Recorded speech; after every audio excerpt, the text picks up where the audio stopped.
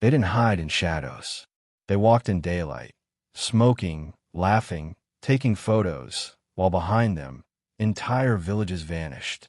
These weren't monsters. They were teachers, farmers, fathers, turned executioners. The Einsatzgruppen, Hitler's death squads. They followed the German army east, not to fight, but to kill. Their orders were simple: eliminate Jews, communists, anyone deemed unworthy, one bullet at a time. It wasn't chaos. It was method. Every massacre logged, every body counted, every report sent neatly to Berlin. And what's most terrifying isn't just what they did, it's how ordinary men did it. How a nation of culture and intellect created an army of killers who believed they were doing what was right. This isn't just history. It's a warning. Because evil doesn't always come screaming. It comes dressed in uniform, with a smile and a steady hand. This is the story of the Einsatzgruppen. Chapter 1. Origins of Racial Hatred. The year is 1939, and the world is standing at the edge of a volcano. But to understand the fire that is about to consume Europe, we must step back to the dark currents that have been flowing silently for decades. Long before Hitler rose to power, before the SS and their black uniforms, before the Einsatzgruppen turned entire towns into graves, there was an idea more dangerous than any weapon, a belief that not all humans were equal. It did not begin in Berlin. It began in the drawing rooms of scholars, the speeches of demagogues, and the whispers of a society desperate for someone to blame. The late 19th century was obsessed with progress. Science, industry, empire, it all seemed unstoppable. But hidden beneath the marvel of invention was a poison, the belief that humanity could be ranked, measured, and purified. It was the age of pseudoscience, of men in white coats claiming to measure intelligence by skull size, of charts and diagrams dividing races like species of animals. They called it racial hygiene. They said it was modern, logical, necessary. But behind the language of science was something ancient and primal: fear, hatred, and the need to dominate. In the cafes and classrooms of Vienna, a young failed artist named Adolf Hitler absorbed these ideas like ink into paper. He watched as the Austro-Hungarian Empire crumbled under the weight of nationalism and ethnic tension. He saw Jewish families thriving in commerce and culture while he languished in poverty. In his mind, it wasn't luck or circumstance. It was conspiracy. The Jews, he convinced himself, were parasites, secretly controlling the world's money, politics, and art. Every misfortune he suffered, every humiliation, he hung on their imagined power. Vienna in those years was a city of contrasts. Glittering theaters stood beside overcrowded slums. The smell of coffee and cigar smoke filled the air, while on street corners, pamphlets screamed of Jewish corruption and racial impurity. Anti-Semitism was not new. It was inherited, woven deep into Europe's history. But now it wore the clothes of modernity. The language of faith was replaced by the language of biology. They're not just different, the propagandists said. They're diseased, a threat to the health of the nation. In his dingy, rented room, Hitler devoured pamphlets by men like Houston Stewart Chamberlain, a British-born racial theorist who declared that the Aryan race was the creator of civilization and that the Jews were its eternal enemy. Chamberlain's writings gave pseudo-intellectual weight to hatred. It was hatred dressed in logic, prejudice disguised as destiny. And for a man like Hitler, who longed for meaning after failure and rejection, it was intoxicating. Then came the war, the Great War. 1914. Millions marched to the front, singing patriotic songs. The air smelled of oil, gunpowder, and wet soil. When it was over, the songs had died, and so had an entire generation. Germany's defeat was not just military, it was spiritual. Hunger stalked the streets. Veterans begged for bread. The economy collapsed, and with it, the nation's pride. And in the smoke of that defeat, a myth began to grow, a myth that would become one of the deadliest lies in history. They called it the stab in the back legend. It claimed that Germany had not been defeated by the Allies, but betrayed by enemies within. Communists, liberals, and above all, Jews. No evidence, no logic, just rage searching for a face. For Hitler, this was revelation. The chaos of Weimar democracy, the humiliation of Versailles, the suffering of his fellow veterans, it all seemed to confirm the theory. The Jews had ruined Germany, and he would be the man to cleanse it. When Hitler entered politics, he did not invent hatred. He organized it. He gave shape to the anger that had been festering since the armistice. The Nazi Party became a vessel for every grievance. Inflation, unemployment, humiliation, all were rebranded as symptoms of racial decay. Hitler's genius was not in originality. It was in persuasion. He turned paranoia into policy. His speeches electrified crowds. He didn't speak to reason. He spoke to wounds. To a nation bleeding from defeat, he promised purity, unity, greatness, and an enemy to destroy. Meanwhile, the intellectual architects of the future SS were taking notes. Men like Heinrich Himmler, Reinhard Heydrich, and others of the elite believed they were not mere soldiers, but guardians of a sacred mission.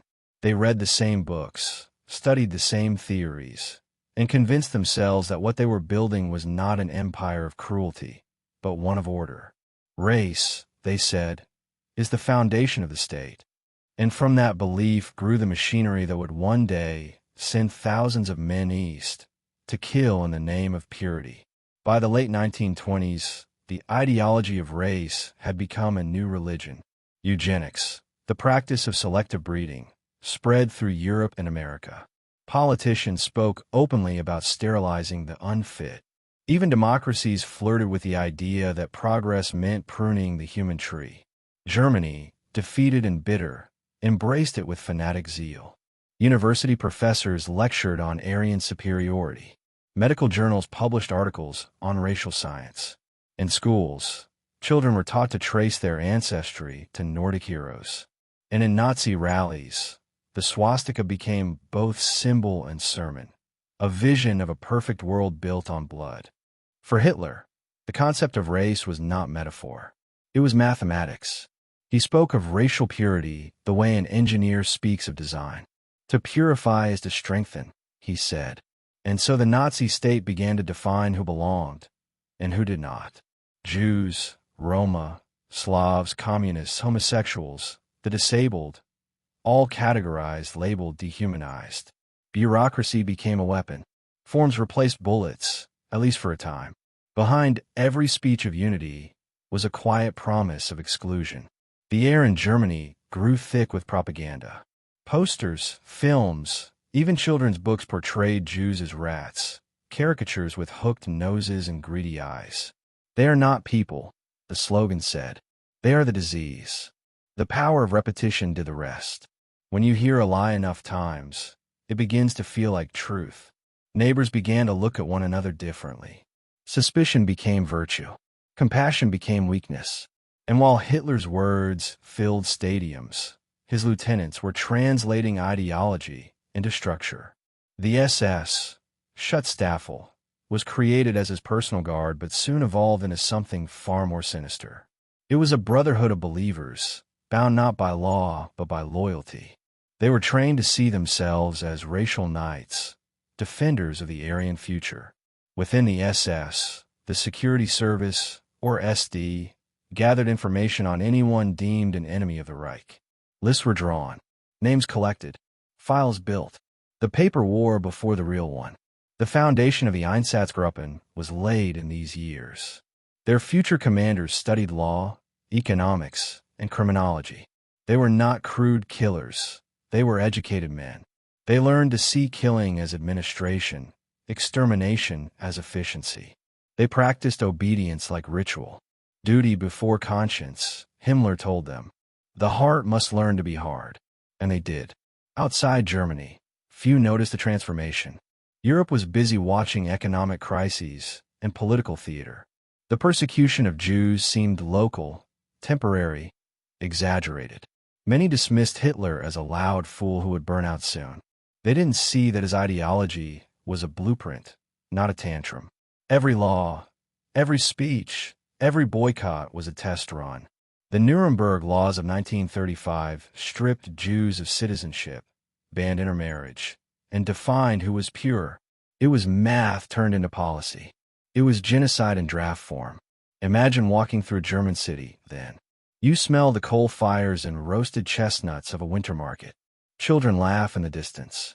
But in the newspaper stand, you see headlines about racial purity and Jewish conspiracies. On shop windows, signs read "Jews not wanted." A man in uniform walks by, eyes straight ahead. He doesn't shout or threaten. He just exists, and his presence alone says everything. The world was changing, not with explosions, but with quiet normalization. In the universities, psychology and anthropology were twisted to serve ideology. Professors lectured about the inferior character of certain races, citing measurements, statistics, and fabricated studies. Even art was classified by race. Jazz, modernism, expressionism, degenerate art. They called it because it came from the wrong blood. Culture became a battlefield. The German mind was being prepared, not for understanding, but for obedience. By 1938, Hitler had consolidated total control. Austria was annexed, and the night of shattered glass, Kristallnacht, announced that persecution had turned to violence. Jewish homes burned, synagogues collapsed, and the streets glittered with broken glass. The smell of smoke, the sound of marching boots, the crack of gunfire. It was the prelude to something far worse. Thousands were arrested. Many were killed. And yet, the machine was only warming up. The men who would later form the Einsatzgruppen were watching closely. They studied how terror could be organized, how fear could replace law. They learned the value of speed. Strike before the world reacts. Kill before conscience can interfere. What began as propaganda had evolved into practice. The state had learned that you could train a population to hate, and once trained, it would obey. In private meetings, Himmler and Heydrich refined the doctrine. The coming war would not just be about borders, it would be a racial crusade. Germany, they believed, was fighting not nations but biological enemies. The Jews, the Slavs, the communists, they were all part of a single disease infecting Europe. The East, Himmler said, must be cleansed. And for that cleansing, they would need men who could kill without question, without remorse, without rest. As Hitler prepared for war, his ideology had already done its work. The moral barriers that protect humanity had been dismantled one speech at a time. The idea of mercy was replaced by the idea of purity. The idea of justice replaced by destiny. By the time the German army crossed into Poland, the Einsatzgruppen were ready, not just in body, but in belief. They would follow behind the tanks and the bombers, not to fight soldiers, but to erase entire peoples from existence. And so, before a single shot of the Second World War was fired in earnest, the blueprint for genocide were already drawn. They had names, ranks, signatures. They were written not in blood yet, but in ink. In the offices of Berlin, in the lecture halls of universities, in the speeches broadcast across the nation, the moral descent was complete. The killing had not begun, but the killers had already been made. As the lights dimmed across Europe and the drums of war began to beat, the men of the SS looked eastward. Beyond the forests and rivers of Poland lay their future stage, the testing ground for Hitler's vision. They did not yet know the name Babi Yar, or Ponary, or Minsk, but they would. Soon, their theories would become graves, and their ideas would be written not in books, but in bodies. And as they prepared to march, a single question hung over the continent like a shadow. How far can belief go before it destroys everything human within us?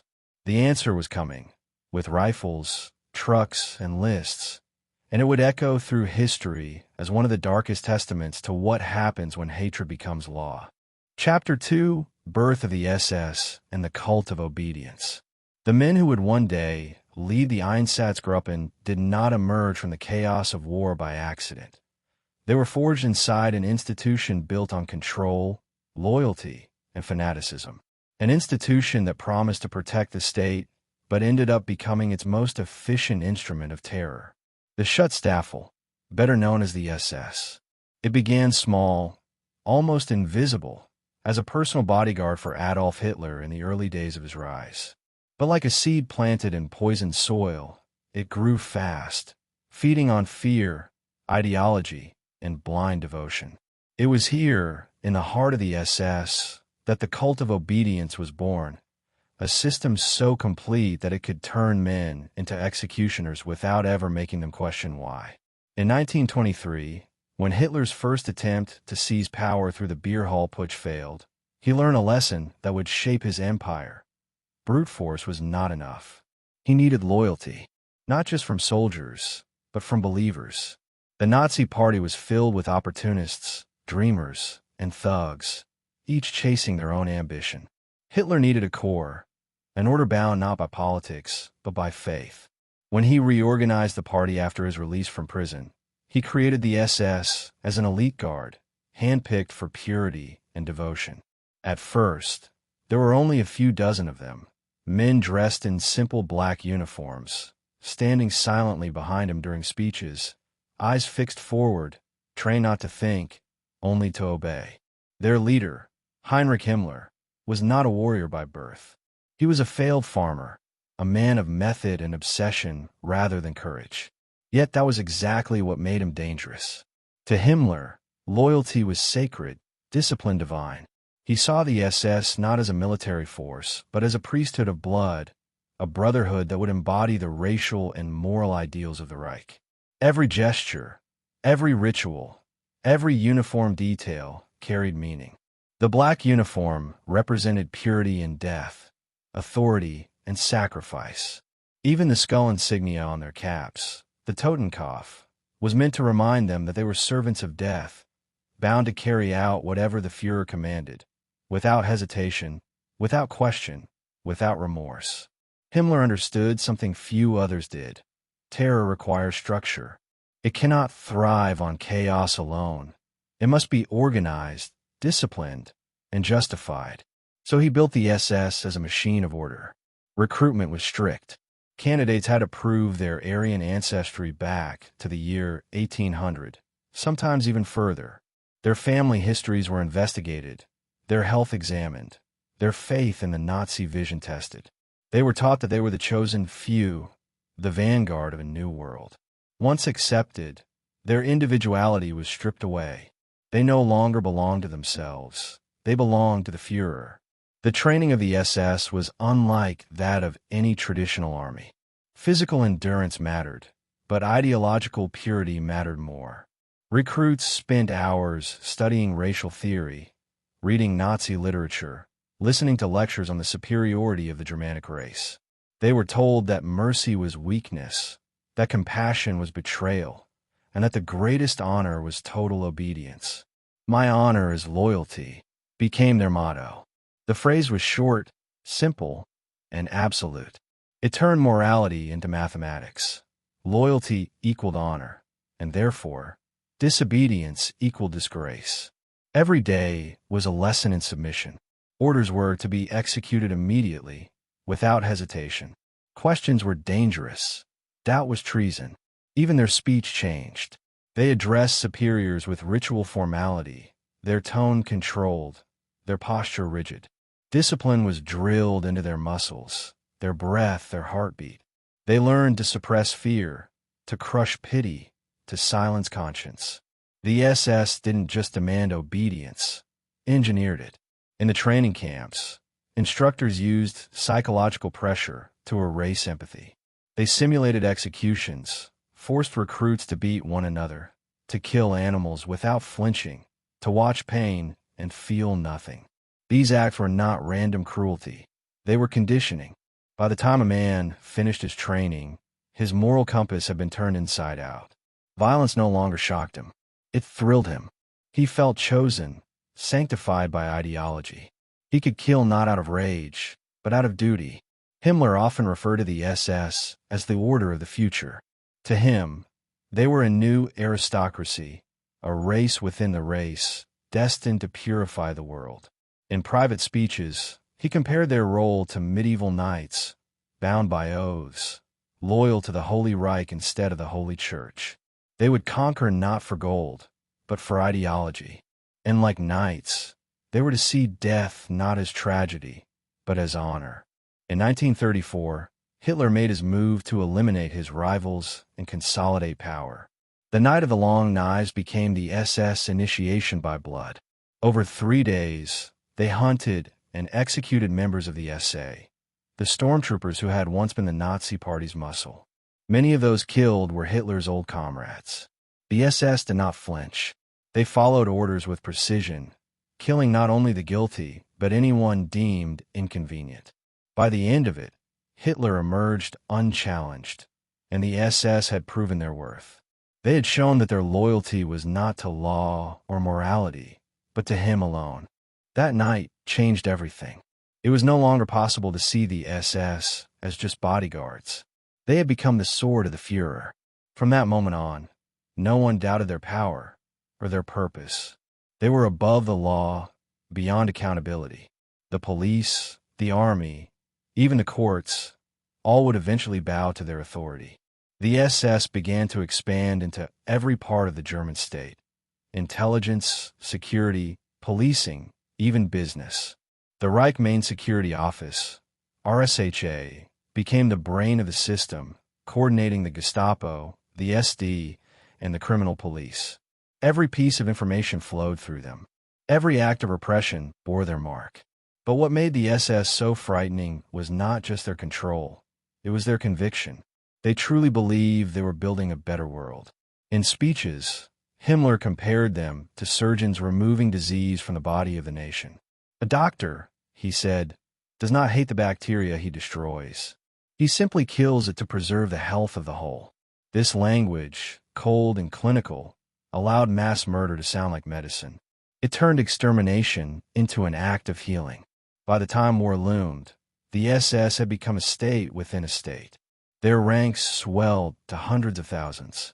They ran schools, factories, and concentration camps.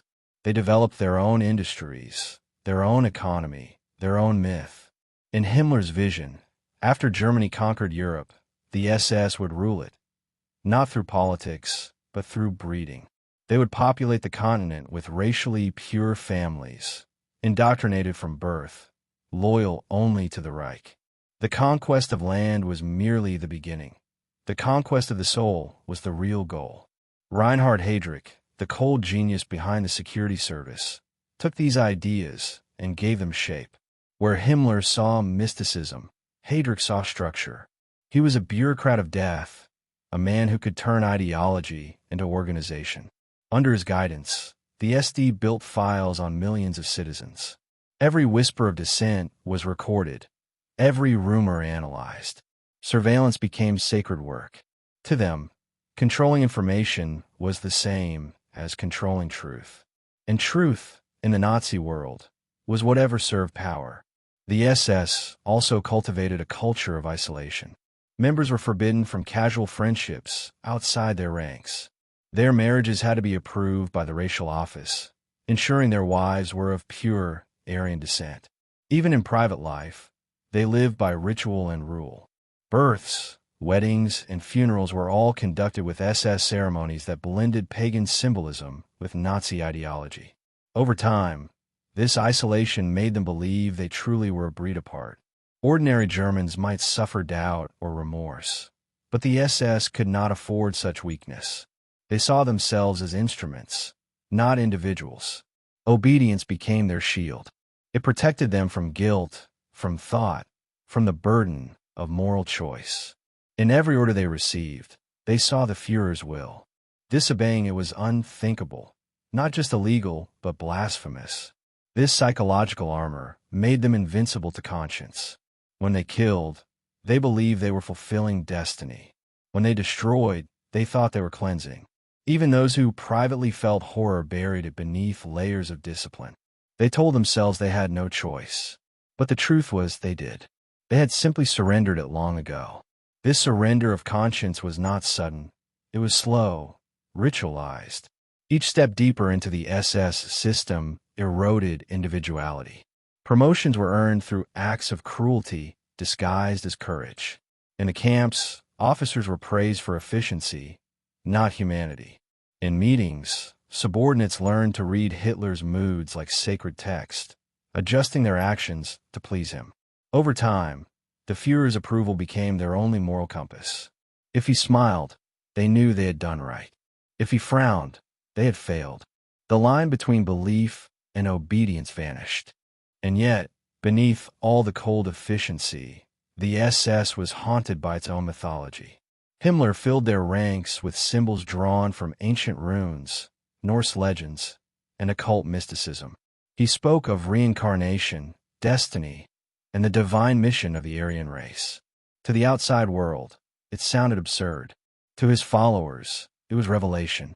They were warriors in a holy war, not for God, but for blood. This gave them a spiritual justification for horror.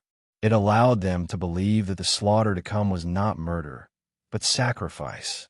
The atmosphere in Germany darkened as this cult of obedience spread beyond the SS. Ordinary police officers were absorbed into the system, trained by SS instructors, fed the same ideology. The Gestapo learned to see torture as interrogation, execution as justice. The line between soldier and killer blurred. And as war approached, the SS prepared for a new kind of conquest, one not of land, but of lives.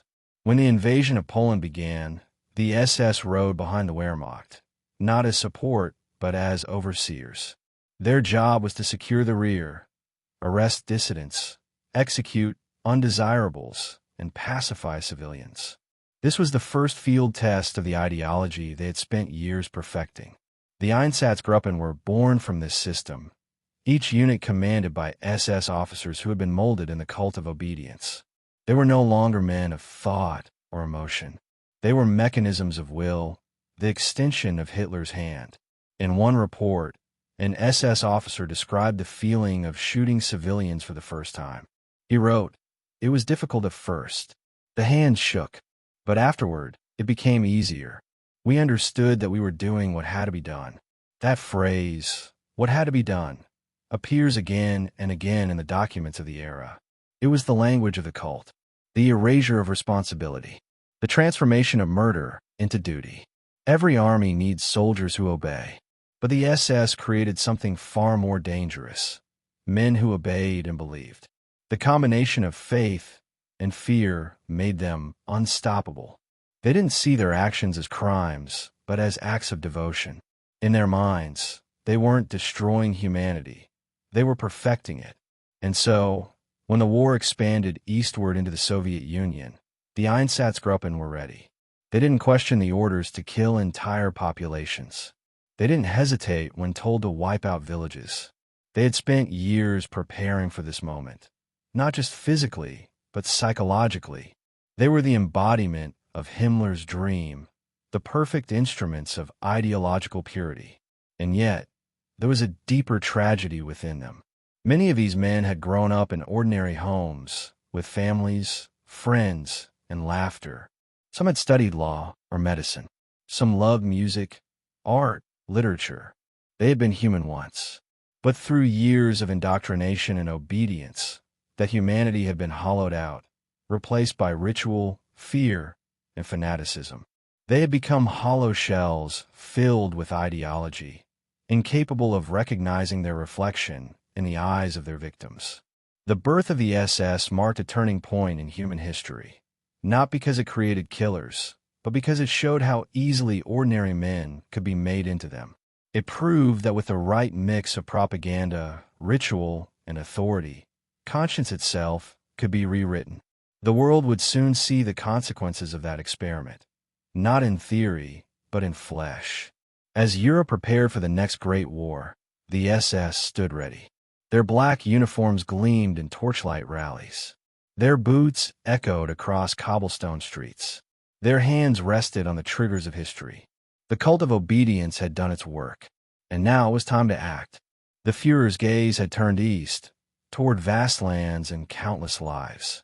The SS would follow, and behind them, in the shadow of the armies, would come the death squads, calm, methodical, and absolute. The stage was set. The ideology was complete. The machine was ready to kill. And as the world held its breath, the men of the SS waited for the order that would turn their beliefs into blood. Chapter 3. From Police to Death Squads. They came wearing badges, not masks. Men who once wrote reports, took fingerprints, and directed traffic. Ordinary police officers, trained to uphold the law, slowly turned into executioners of the state. What began as a system of control became a machine of annihilation. The transformation didn't happen overnight. It was gradual, deliberate, methodical.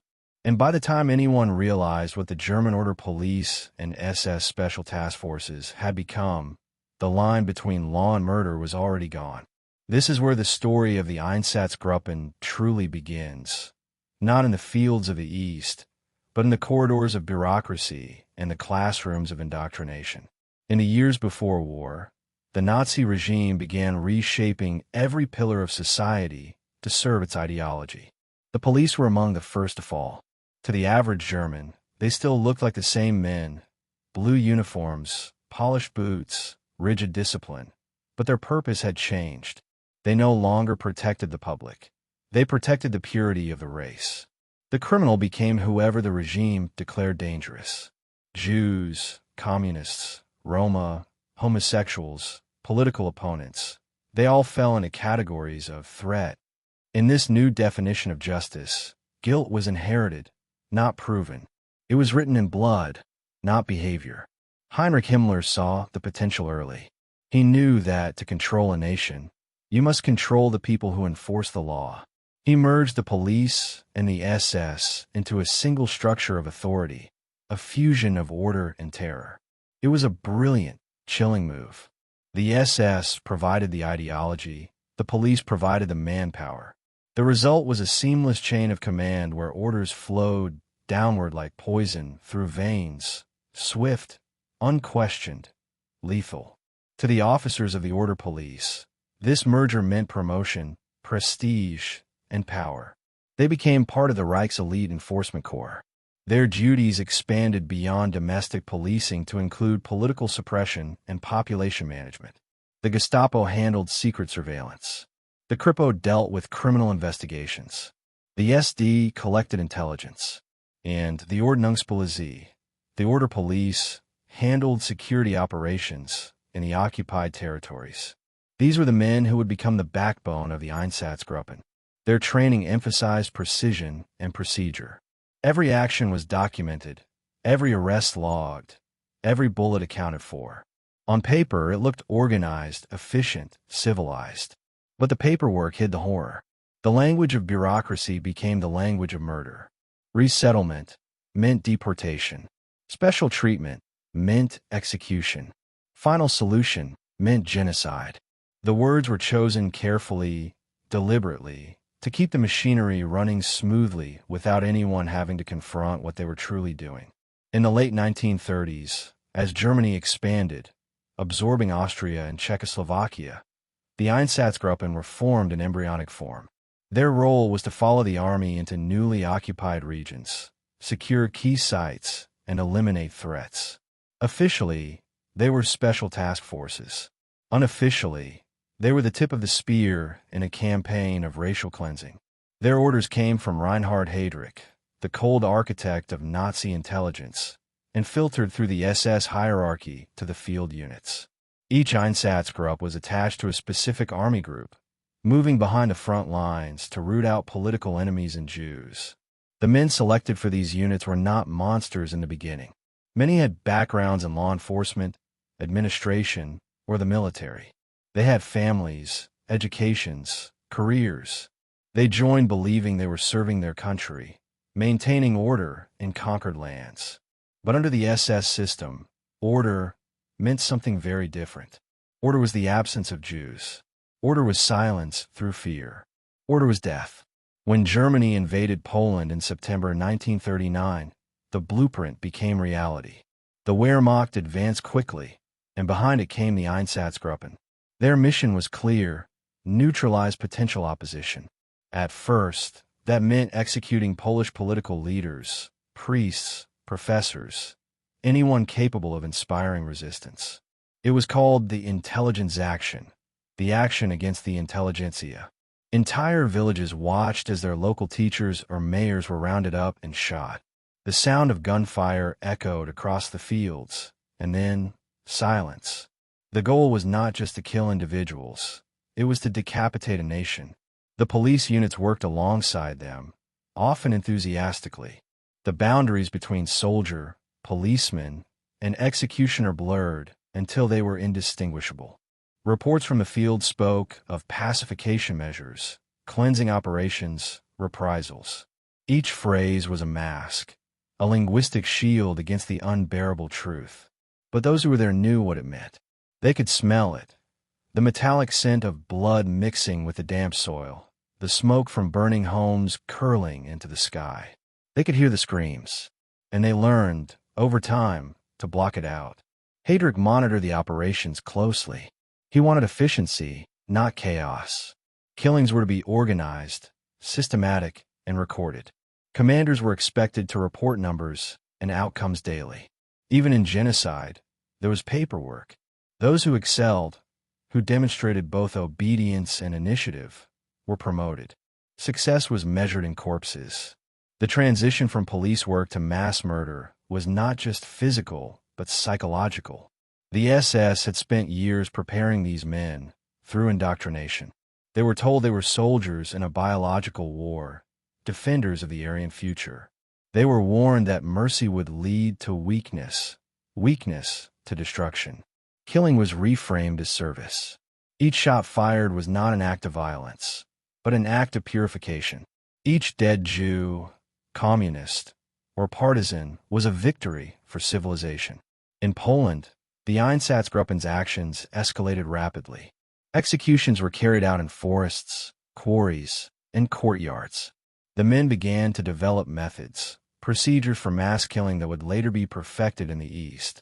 Prisoners were ordered to dig their own graves, to undress, to kneel. Firing squads stood behind them, rifles raised. After the shots, officers would inspect the pits to ensure no one still breathed. They recorded everything, often with photographs.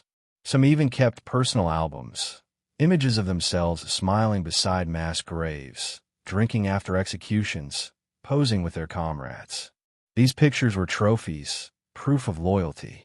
As the killings continued, something inside these men changed. At first, many struggled. Some drank heavily to dull their emotions. Others rationalized, telling themselves they were following orders, doing what had to be done. But repetition breeds numbness. The more they killed, the less they felt. Soon it became routine, a task like any other. They joked between executions. They listened to music after massacres. Humanity faded, replaced by procedure. And yet, not all found peace and obedience. A few broke down. Reports exist of men trembling, vomiting, or crying after shootings. One officer confessed he had nightmares of the people he killed staring back at him. But in the SS world, such feelings were shameful. Himmler himself addressed it in speeches, acknowledging the burden of the task. He told his men they were strong because they could look upon horror and remain unmoved. "We have carried this out," he said, "and we have remained decent." Decent. That word, spoken over mass graves, is perhaps the most chilling of all. The efficiency of these early operations impressed Nazi leadership. They saw that small, mobile units could achieve results far faster than large armies or camps. The Einsatzgruppen were praised as models of modern warfare, a combination of ideology, precision, and terror. What began as a temporary force in Poland became a permanent feature of the Nazi war machine. By 1941, when Operation Barbarossa, the invasion of the Soviet Union, began, their numbers had grown, their organization refined. They were divided into four main groups: A, B, C, and D, each assigned to follow a specific army group into the east. Together, they would carry out one of the largest series of mass shootings in human history. But before Barbarossa, there was still practice to be done. In the occupied West, the SS tested their control mechanisms, identification systems, deportation methods, propaganda. The Gestapo and SD coordinated with local collaborators in places like France, the Netherlands, and Belgium, hunting Jews and dissidents. Each operation was logged, each method improved. The machine of murder was learning efficiency through repetition. Inside Germany, the public saw little of this. Newspapers spoke of victories, of peace restored to the new territories. Film showed smiling soldiers and grateful civilians. The truth was buried in euphemism and distance. Few Germans asked what happened to the millions who vanished from their streets. Fewer still wanted to know. Silence became complicity. As the SS refined its operations, new technologies entered the picture. In late 1939, experiments began with mobile gas vans, trucks fitted with sealed compartments that redirected exhaust fumes inside. The victims suffocated silently as the vehicles drove toward burial sites. It was considered a cleaner method. No bullets, no witnesses. The Einsatzgruppen would later use these vans in occupied Soviet territories as their killing methods evolved. But the psychological transition had already occurred. Once murder becomes method, it no longer requires emotion, only order. The collaboration between the police and the SS deepened. Regular police units were now fully integrated into the apparatus of terror.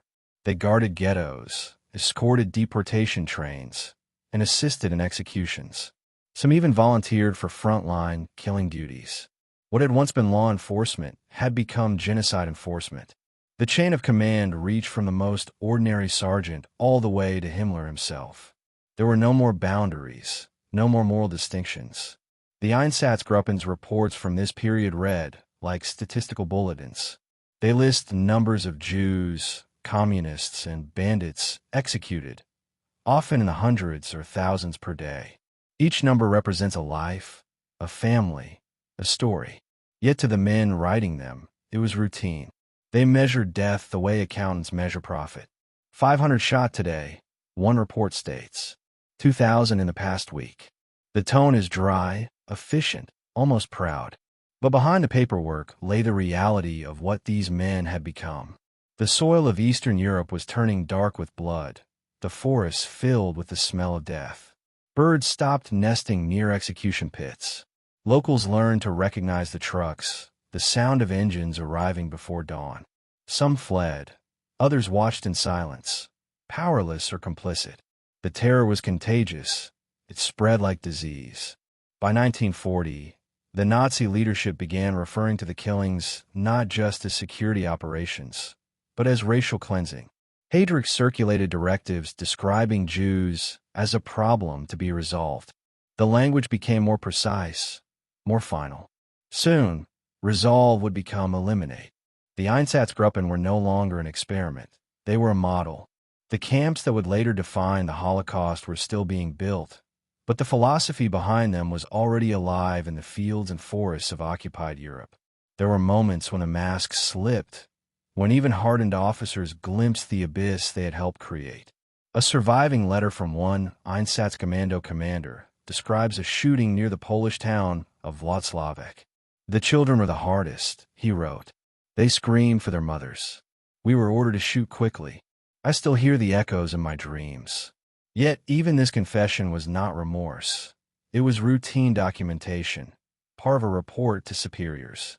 The machine had room for emotion, but only as data. The transformation from police to death squads was nearly complete. What remained was scale. In Poland, tens of thousands have been killed.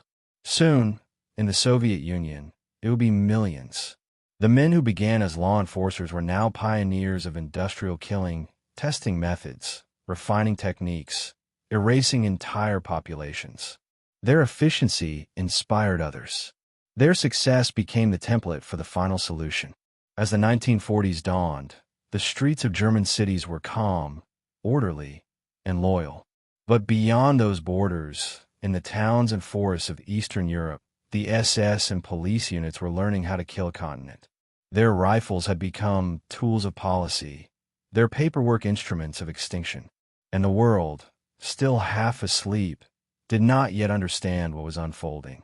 The transformation was complete, but the mission was just beginning. The Einsatzgruppen had found their purpose, their rhythm, their place in history's darkest chapter. Behind the thunder of tanks and the roar of aircraft, they waited in silence, ready to follow, ready to clean, ready to kill. And soon, as Hitler's armies prepared to march into the vast lands of the Soviet Union, their orders would expand beyond execution lists and security duties. Their new directive would be absolute: to annihilate, to erase, to make entire peoples vanish as though they had never existed. The line between soldier and butcher was gone forever, and in that void, a new kind of warfare was born, one waged not against armies, but against humanity itself. Chapter 4: The Polish Campaign, the First Massacres. They crossed the border in the pale light before dawn, engines muttering like predators testing the wind. The tanks were loud, the planes louder, but it was what came after the thunder that made the countryside feel like a graveyard in waiting. This was not a tidy battlefield with lines and uniforms. It was a campaign that began with lists, with names written on paper, with decisions made in quiet offices that would echo through forests and courtyards. Poland in September of 1939 became the proving ground, not merely for blitzkrieg and armored thrusts, but for a new, systematic form of killing that would not aim at soldiers, but at the soul of a nation. The invasion's opening days smelled of diesel and wet earth. Soldiers shouted, boots sank into mud, and towns that had once been markets and churches and schoolyards filled with the noise of foreign voices. Yet within hours of the Wehrmacht's arrival, men in different uniforms began to move with a different purpose. They wore the black or the gray of the SS and the Ordnungspolizei, but their mission was not tactical in the conventional sense. Their mission was to break a people's ability to resist by cutting out their leaders, priests, teachers, journalists, mayors, anyone who could speak or organize. In military terms, it was decapitation. Think of it as cutting the head from a body, so the limbs will twitch but cannot coordinate. The German command called it the intelligence action, the action against the intelligentsia, and it was surgical in its cruelty. Men who had been bureaucrats months earlier found themselves given lists. The lists came from intelligence networks, from collaborators, from local registries. Names were marked with a sterile efficiency. This one for arrest, that one for execution. Churches were watched, schools raided. The sense of ordinary time vanished. The rhythm of life in a village, the creak of a cart, the call of a vendor, was replaced by the measured footfalls of men who had rehearsed the removal of entire social structures. For those rounded up, the fear was immediate and physical. The slick of sweat on a brow, the blunt slap of a cuff, the rough texture of ropes digging into wrists. For neighbors, fear tasted like ash, heard like distant barking dogs. The early massacres were not random outbursts. They were planned operations. Einsatzgruppen in embryonic form were attached to army groups, detailed to follow behind the tanks and to secure the rear. Their orders, given from offices in Berlin and filtered through the Reich Main Security Office, were clinical: eliminate potential leaders, prevent organization, neutralize threats to occupation. It read like military strategy, and in that resemblance lay its terror, a campaign of extermination disguised as normal wartime procedure. Reports were to be filed, numbers counted, efficiency praised. In the documents, one finds the same bureaucratic calm that organizes a train schedule, but in place of departures and arrivals were graves and names. Picture an execution site, not a cinematic dramatization, but an ordinary place turned monstrous. A quarry off a forgotten road, a hollow in a forest, a schoolyard at dusk. The air there carried the metallic tang of fear and iron. Victims were made to kneel, to line up like students called before teacher. The sound of rifles was abrupt, a percussive punctuation that ended each life and began the work of the living. The quick methodical shoveling, the dragging of bodies into pits, the stamping down of hands that still clutched at air. Afterward, there would be silence, heavy and obscene, punctuated only by the whisper of wind through leaves and the occasional creak of an unlatched gate. Those who survived the sight would remember the smell most. blood mingled with damp soil, and the acrid smoke of burning papers and homes. In towns across western and central Poland, entire social networks were erased in weeks. Priests disappeared from parishes. School teachers, the ones who read out histories and taught the next generation grammar and math, were taken from classrooms and never returned. Mayors and civic leaders, who had once mediated disputes and organized festivals, were hauled away. The goal was not only to kill bodies, but to obliterate memory and authority. When a teacher is shot, a classroom becomes an empty echo. When a priest vanishes, so does the ritual thread that bound a community through births and deaths. The occupiers knew this. They sought not merely to conquer territory, but to make a nation unable to be itself. Collaboration played a devastating role. In some places, local informants and pre-existing anti-Semitic networks provided lists and pointed out houses. Old grievances, economic, national, religious, were harvested and offered to the newcomers like a map. The Einsatzgruppen and police units used these networks to locate targets quickly. Where collaborators joined, the operations moved faster and with fewer logistical snags. Where they did not, the occupiers improvised with their own intelligence apparatus, interrogations, and terror. The ethical collapse of neighbors turning on neighbors made the killings both efficient and intimate. The violence had faces that local populations could name. Not everyone obeyed the script easily. The earliest phases show a human struggle in the ranks themselves. Some policemen and officers hesitated at the edge of pits, hands trembling as they were asked to pull triggers. There are records of men vomiting, of officers with shaking hands, of those who later admitted to being haunted. But the system had remedies for hesitation. Pressure from superiors, the insistence that duty absolved conscience, the rotation of men, so no single individual was forced to carry the whole horror alone. And there was a perverse kind of peer pressure. A man who balked could be accused of cowardice and expelled, marking him as a liability. In the twisted logic of the time, to refuse was unpatriotic. To carry out an execution was to prove oneself a member of the state. The methods used in Poland also reveal an evolution of practice. At first, the killings were mostly shootings. Bodies accumulated in pits and fields. But logistical problems, the psychological toll on shooters, the time spent at execution sites, the visibility of the crimes, led to experiments. Some units began to use mobile gas vans, engine exhaust redirected into sealed compartments, a morbid innovation that promised cleaner efficiency. These vans meant fewer shooters were required, less on-site handling, and a reduction in witnesses. It is chilling to note how a concern for efficiency can be perverted into a tool of murder. The engineers of destruction consulted as if designing a new factory machine, not an instrument of death. The German military's relationship with these units was complex and frequently pragmatic. The Wehrmacht often turned a blind eye, sometimes facilitating Einsatzgruppen movements with maps and secure passages. At other times, friction arose when actions provoked local unrest or international attention.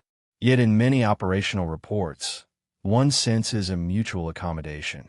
The Army wanted stable rear areas and minimal partisan activity.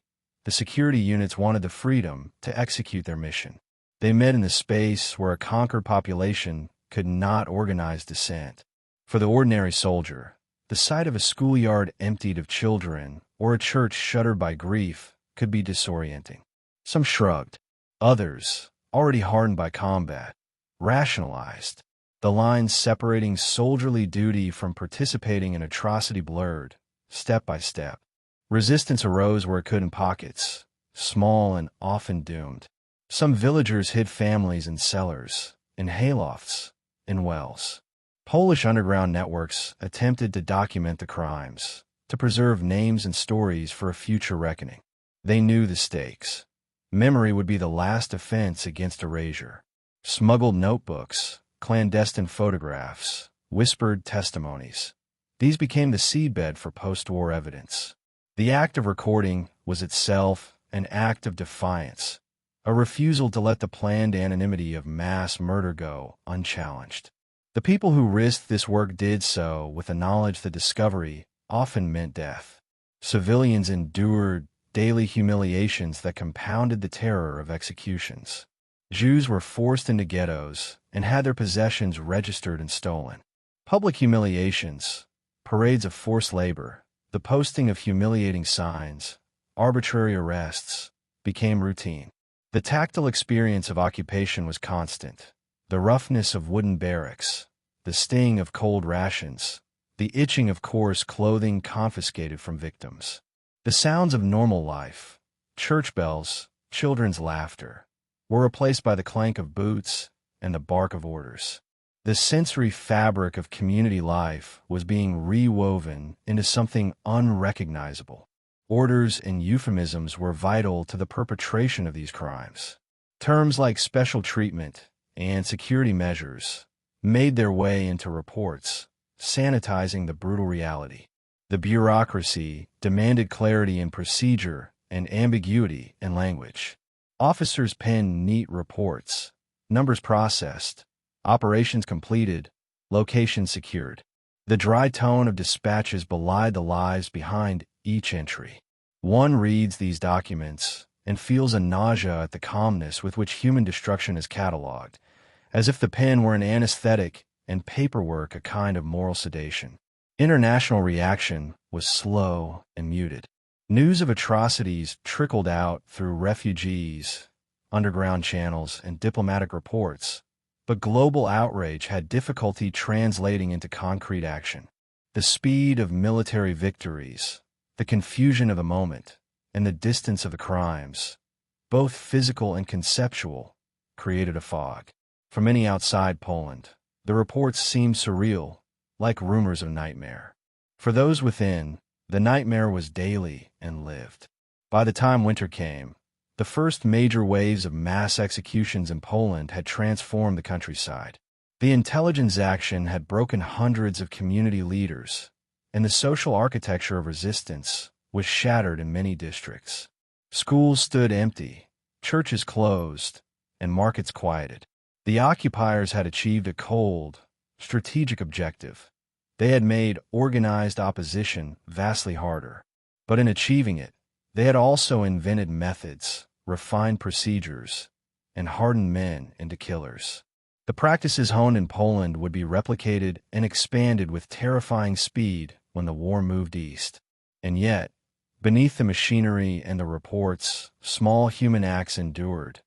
The hiding of a child by a neighbor, a priest whispering comfort to the condemned, a woman slipping a scrap of bread to a prisoner before a transport. These acts did not stop the carnage. They did not end the lists or the pits. But they mattered. They were the last threads of humanity in a tapestry being systematically torn apart. As 1939 bled into 1940, the men who had learned their roles in Poland carried with them not just experience, but conviction. They had seen how quick the state could strike, how efficiently obedience could be inculcated, and how neighbors could be made complicit or cowed. The Einsatzgruppen, no longer embryonic, had been trained in the brutal arithmetic of killing. Their methods had been tested. Their paperwork was meticulous. Their conscience was, for many, subordinated. The campaign in Poland had been both a rehearsal and a rupture. It rehearsed the mechanics of mass murder, logistics, record-keeping, and the organization of killing squads. It ruptured the moral continuity of Europe, demonstrating how a modern state could weaponize law and bureaucracy to erase people. The war that followed would amplify what had been started here. Larger territories, greater numbers, new technologies, and an ideological fervor that would turn the techniques of repression into a continent-wide program of genocide. And somewhere in the planning rooms where maps were unrolled and black ink traced new lines of advance, a new instruction was forming. It would go beyond decapitation and reprisal. It would not simply pacify or terrorize. It would aim for finality. The killings in the open fields and small quarries of Poland had taught the perpetrators vital lessons. Soon, those lessons would be applied on a scale the world had never seen. The question then shifted from how to suppress a people to how to make a people disappear. The answer they devised would test the boundaries of human cruelty, and the world would be forced to reckon with what it meant when a state decided that certain lives did not deserve to exist. Chapter 5: Planning Genocide, the Bureaucracy of Death. The sound of killing had not yet reached the heart of Berlin, but in the government offices, the architecture of mass murder was already being drawn in quiet, meticulous lines. No gunfire, no screams, just the scratching of pens, the soft shuffling of papers, and the careful calibration of language. Genocide was not born in a field, it was designed in a meeting room, and the men designing it did not see themselves as killers. They were administrators, statisticians, lawyers. They were the bureaucrats of death. Reinhard Heydrich, sharp-featured and precise, stood at the center of this machinery. His mind operated like a filing cabinet, cold, ordered, ruthless. To him, the extermination of entire peoples was not a crime, but an administrative task. He believed that chaos was weakness and that history favored those who organized efficiently.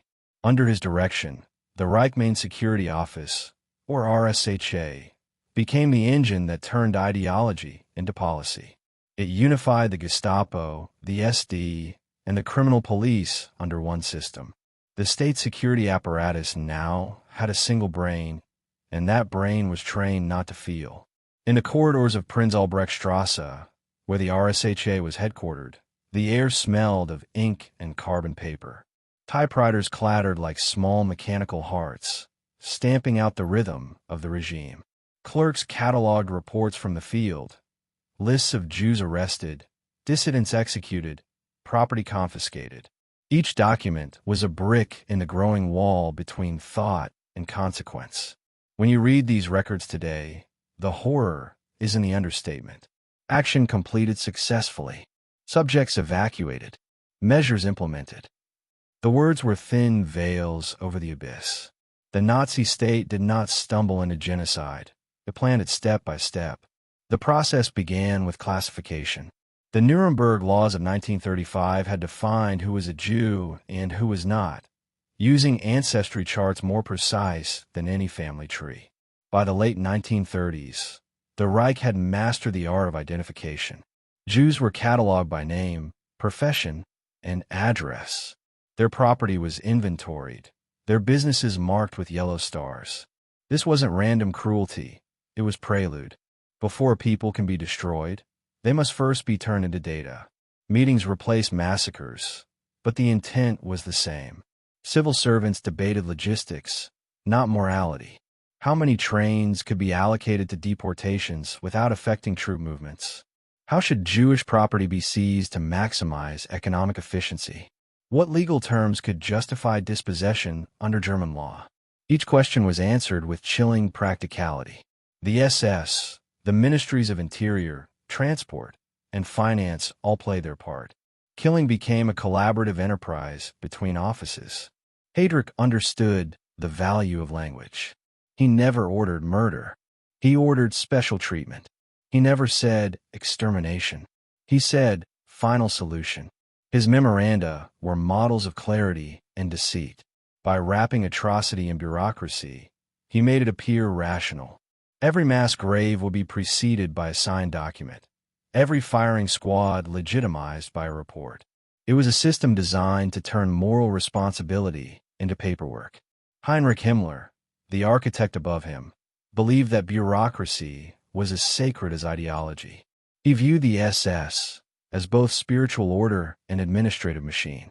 Every killing, every deportation, every confiscation had to be logged, dated, and approved. This precision was not a sign of doubt. It was proof of control. To Himmler, an unrecorded murder was disorder, chaos, unworthy of the Reich's discipline. The irony was grotesque. They turned murder into a form of order. The machinery extended beyond the SS. Civil servants from the German government, men who had studied law, economics, and engineering, were integrated into the process. They drafted regulations for Jewish relocation. They calculated the resale value of confiscated furniture. They determined how to redistribute vacated homes. The genocide needed mathematicians to manage transport schedules, accountants to balance ledgers, and engineers to design more efficient methods. And all of them worked with the same calm professionalism they would bring to any administrative task. Letters moved between ministries with the tone of polite correspondence. A typical document might begin, regarding the matter of Jewish evacuation in the general government. The sentences that followed would concern freight capacity, personnel, or unforeseen sanitary difficulties. The word sanitary appeared often, as though the extermination of human beings were a matter of hygiene. The Nazi mind had replaced empathy with efficiency.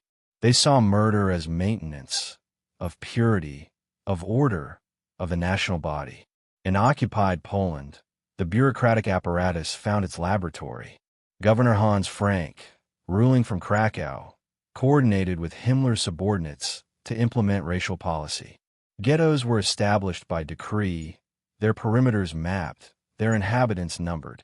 Local officials were given quotas: how many Jews to register, how many to move, how many to die.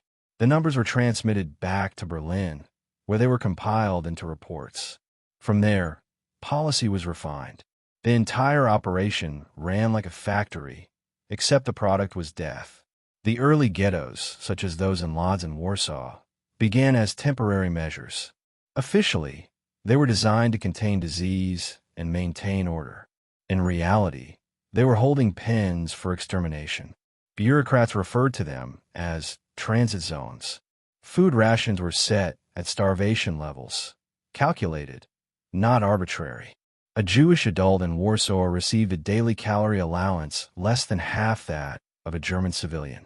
This was starvation by design. Death through hunger was cheaper, quieter, and less visible than bullets.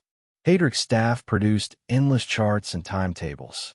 They measured not just bodies but productivity, how many hours of forced labor could be extracted before a worker collapsed. The SS called it utilization. Each number, each metric, was a life reduced to arithmetic.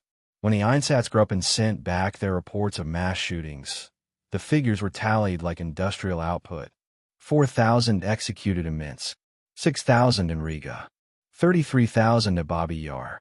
The language of murder became the language of statistics. The Gestapo refined its network of informants and collaborators.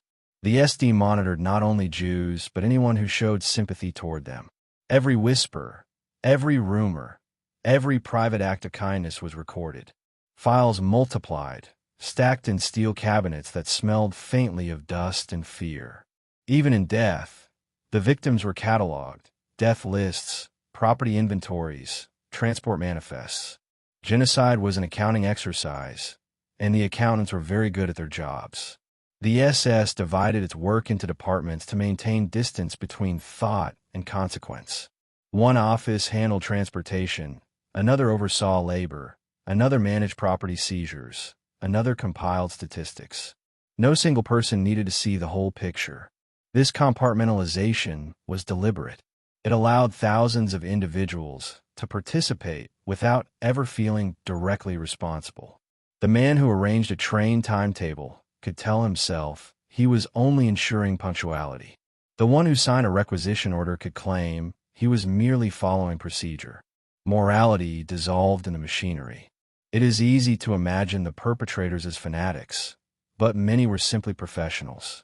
Men who took pride in accuracy, who discussed efficiency over coffee, who went home to their families after a day spent organizing extermination. The horror of the bureaucracy of death is not its chaos, it's its normality. The same administrative routines that once issued building permits or managed postal routes now organize deportations and executions. The system did not demand sadists, it demanded clerks. Inside the RSHA, young officers competed for promotion through precision. The most effective units were praised for clean operations. Reports were graded not by moral weight, but by neatness, punctuality, and detail.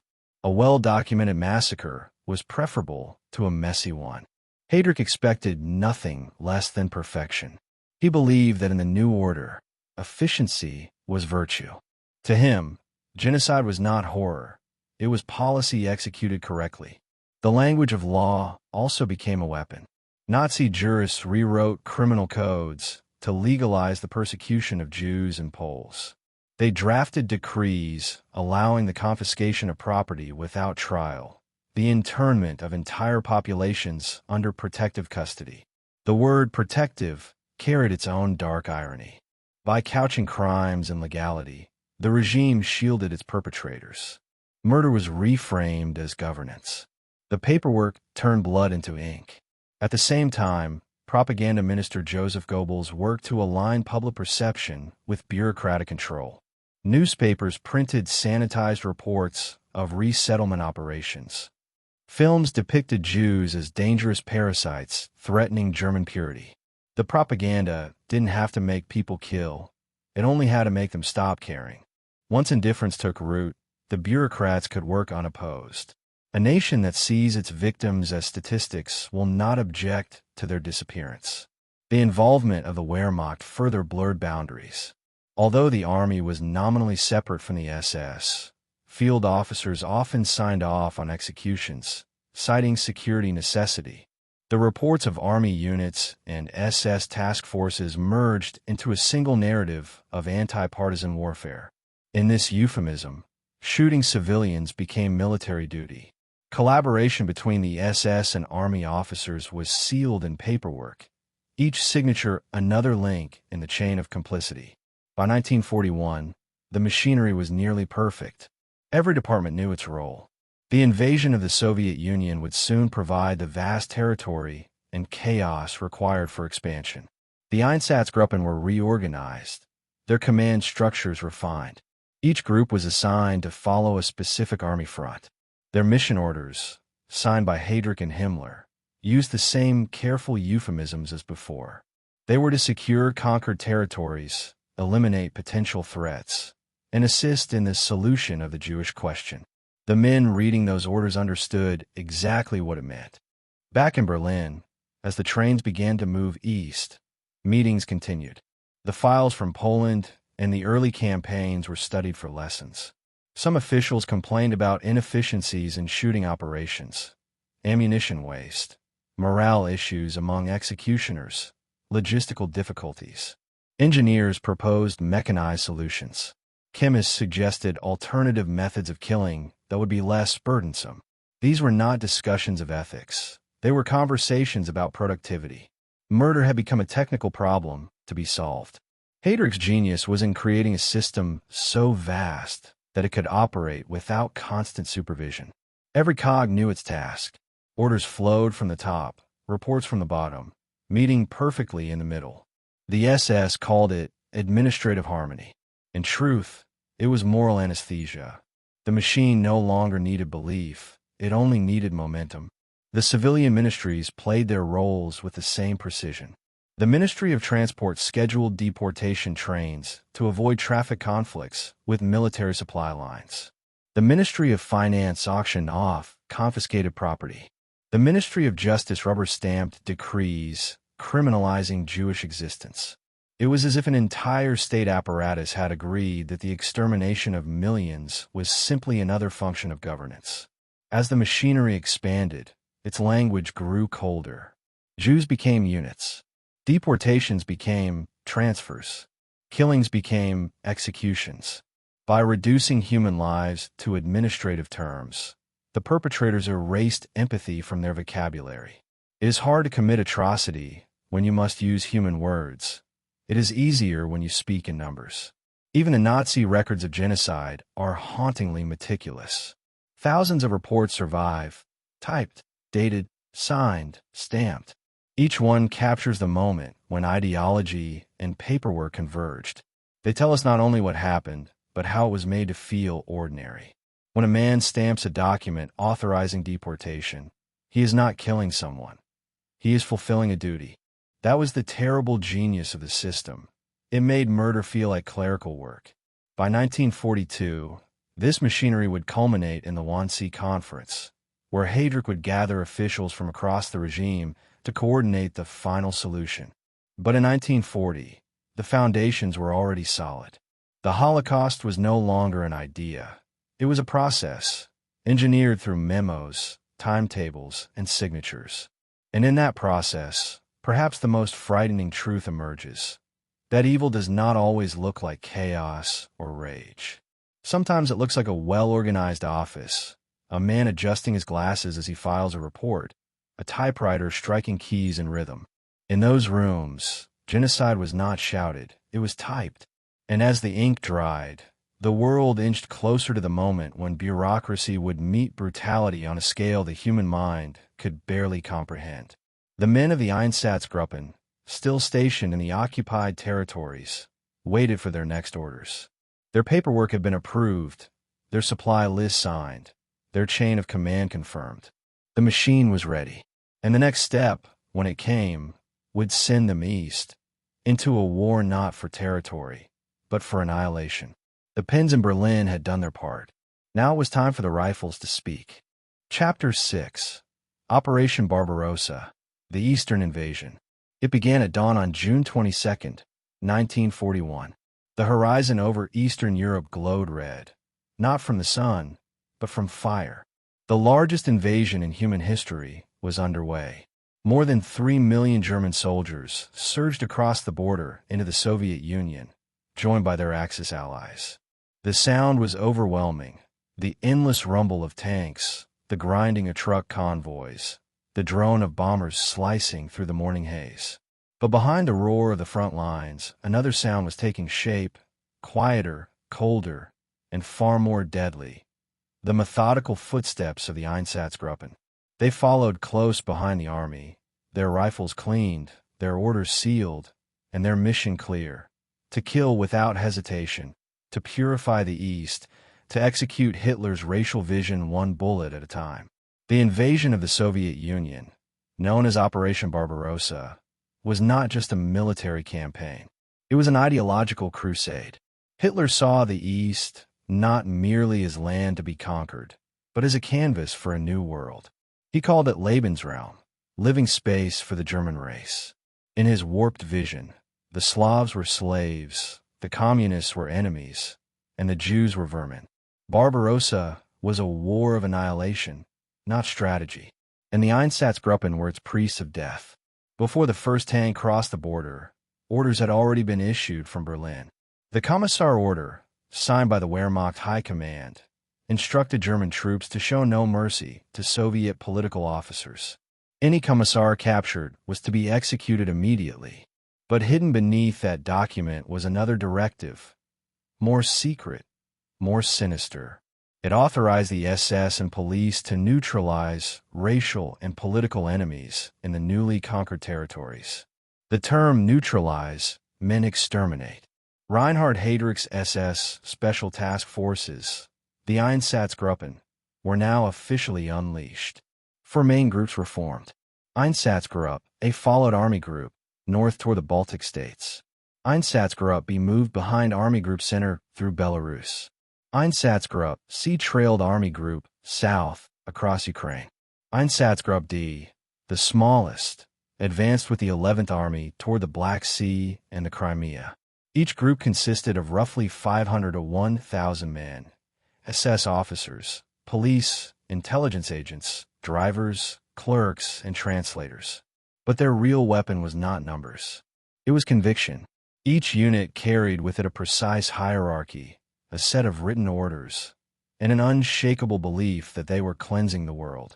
When the first villages fell, the killings began almost immediately. The official justification was security.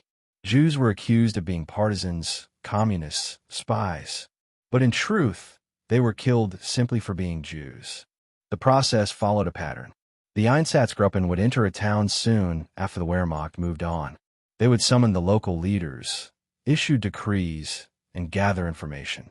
Lists of Jews were compiled with the help of local collaborators, mayors, police officers, nationalists hoping to prove their loyalty to the new masters.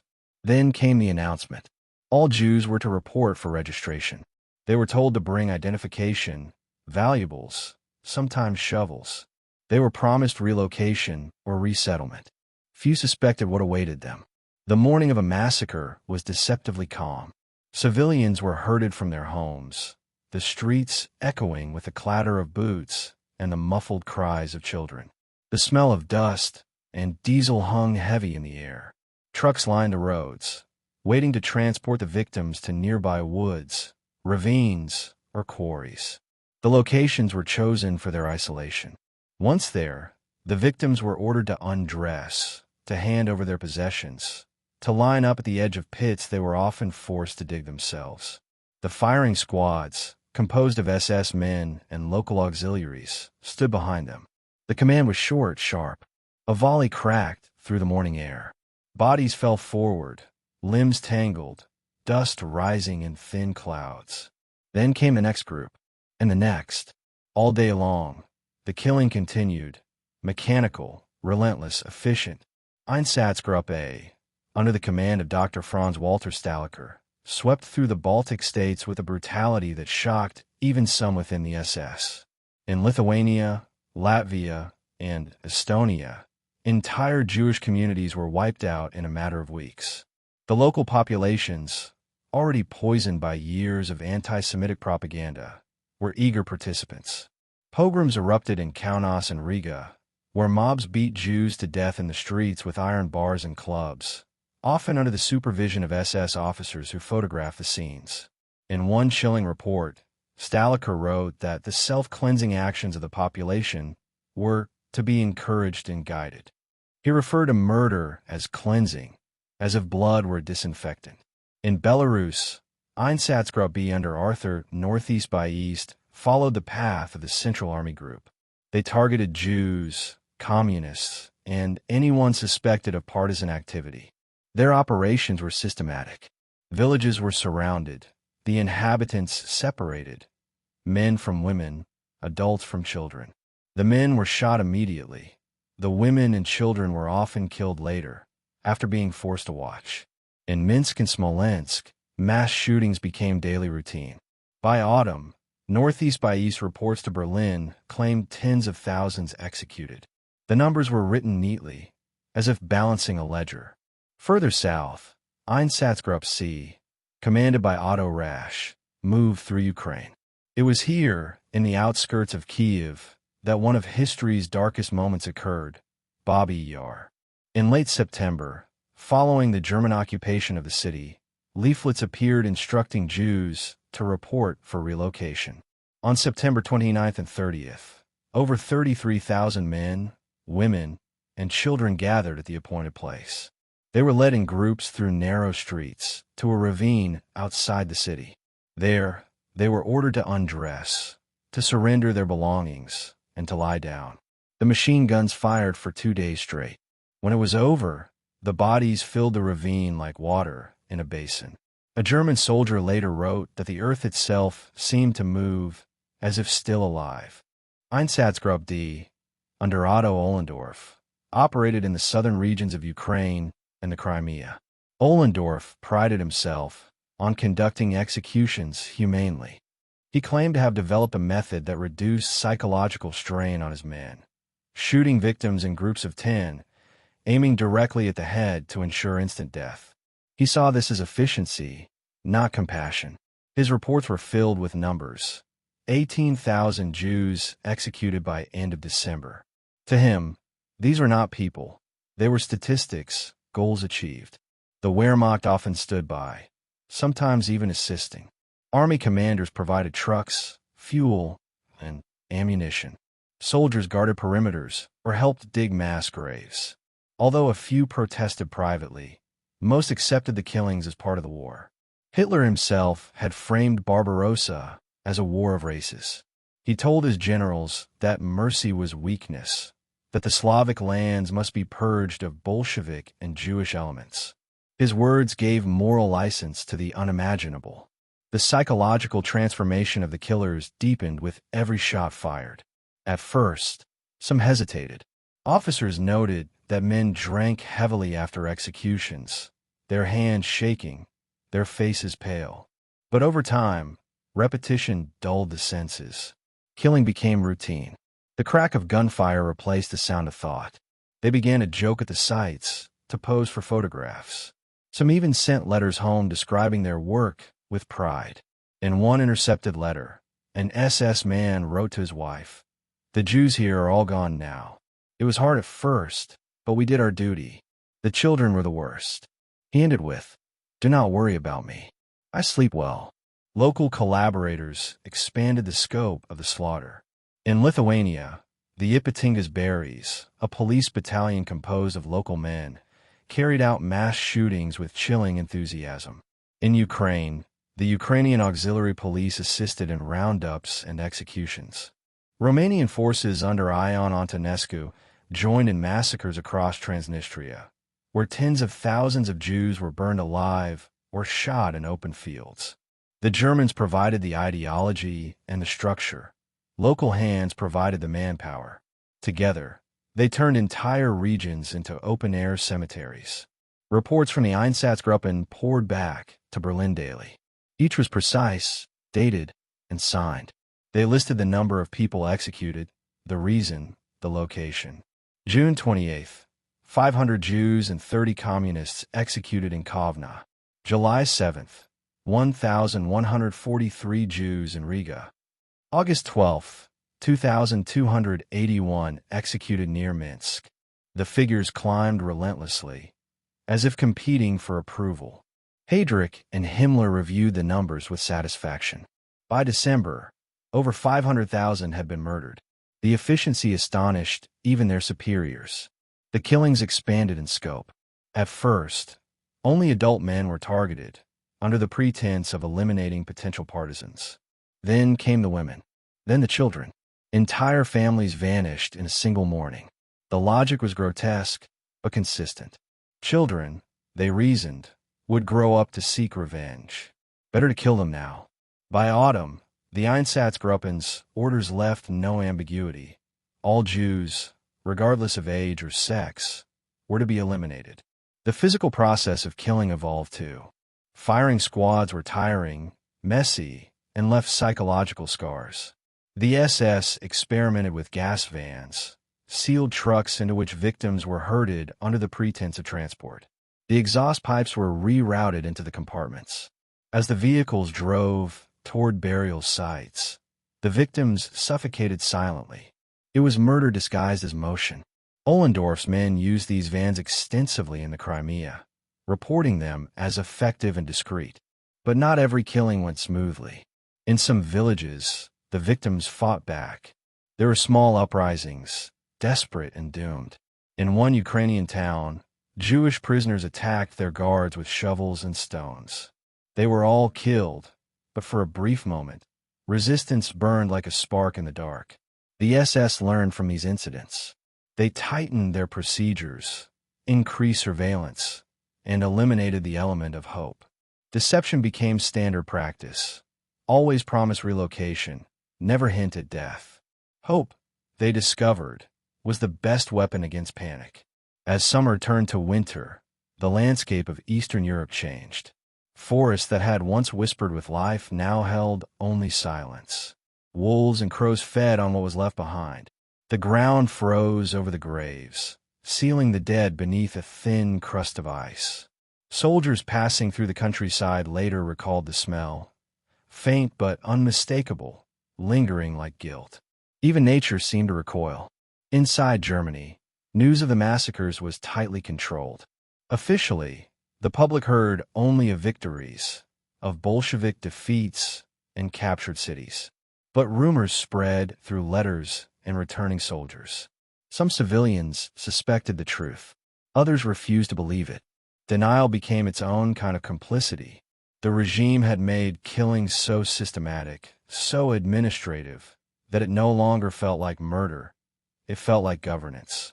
In November, Himmler visited Minsk and witnessed an execution firsthand. Reports say he turned pale and trembled as the shots rang out. For a moment, even he was shaken. But afterward, he commended the men, calling them heroes.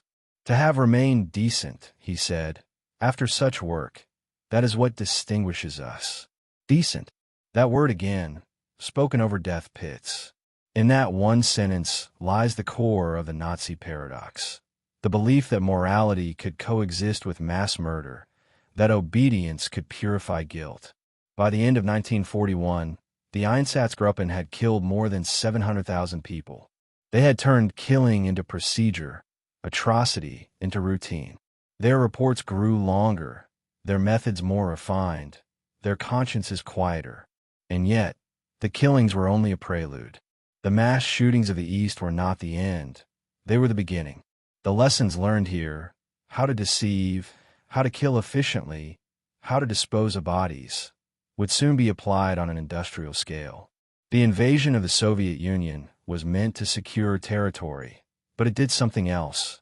It revealed how far men could fall when ideology erased humanity. The soldiers marched east believing they were building an empire. Instead, they built graveyards. The forests of Lithuania, the ravines of Ukraine, the plains of Belarus, all became monuments to the silence of the world. And as the snow fell over the Eastern Front, covering the pits and the bodies, the men of the Einsatzgruppen prepared their next reports, sharpened their pencils, cleaned their rifles. The war was far from over. The machine they had built was only getting faster. Soon, the killings would no longer require forests or ravines. Soon, the dead would not be buried. They would be burned. The next stage of the final solution was approaching, born from the blood-soaked soil of the East. And as winter settled over Europe, the fires of genocide had only just begun to burn. Chapter 7. The Road to Babi Yar. The city of Kiev lay silent beneath a cloudless September sky. The streets were littered with debris, the echoes of retreating armies fading into the distance.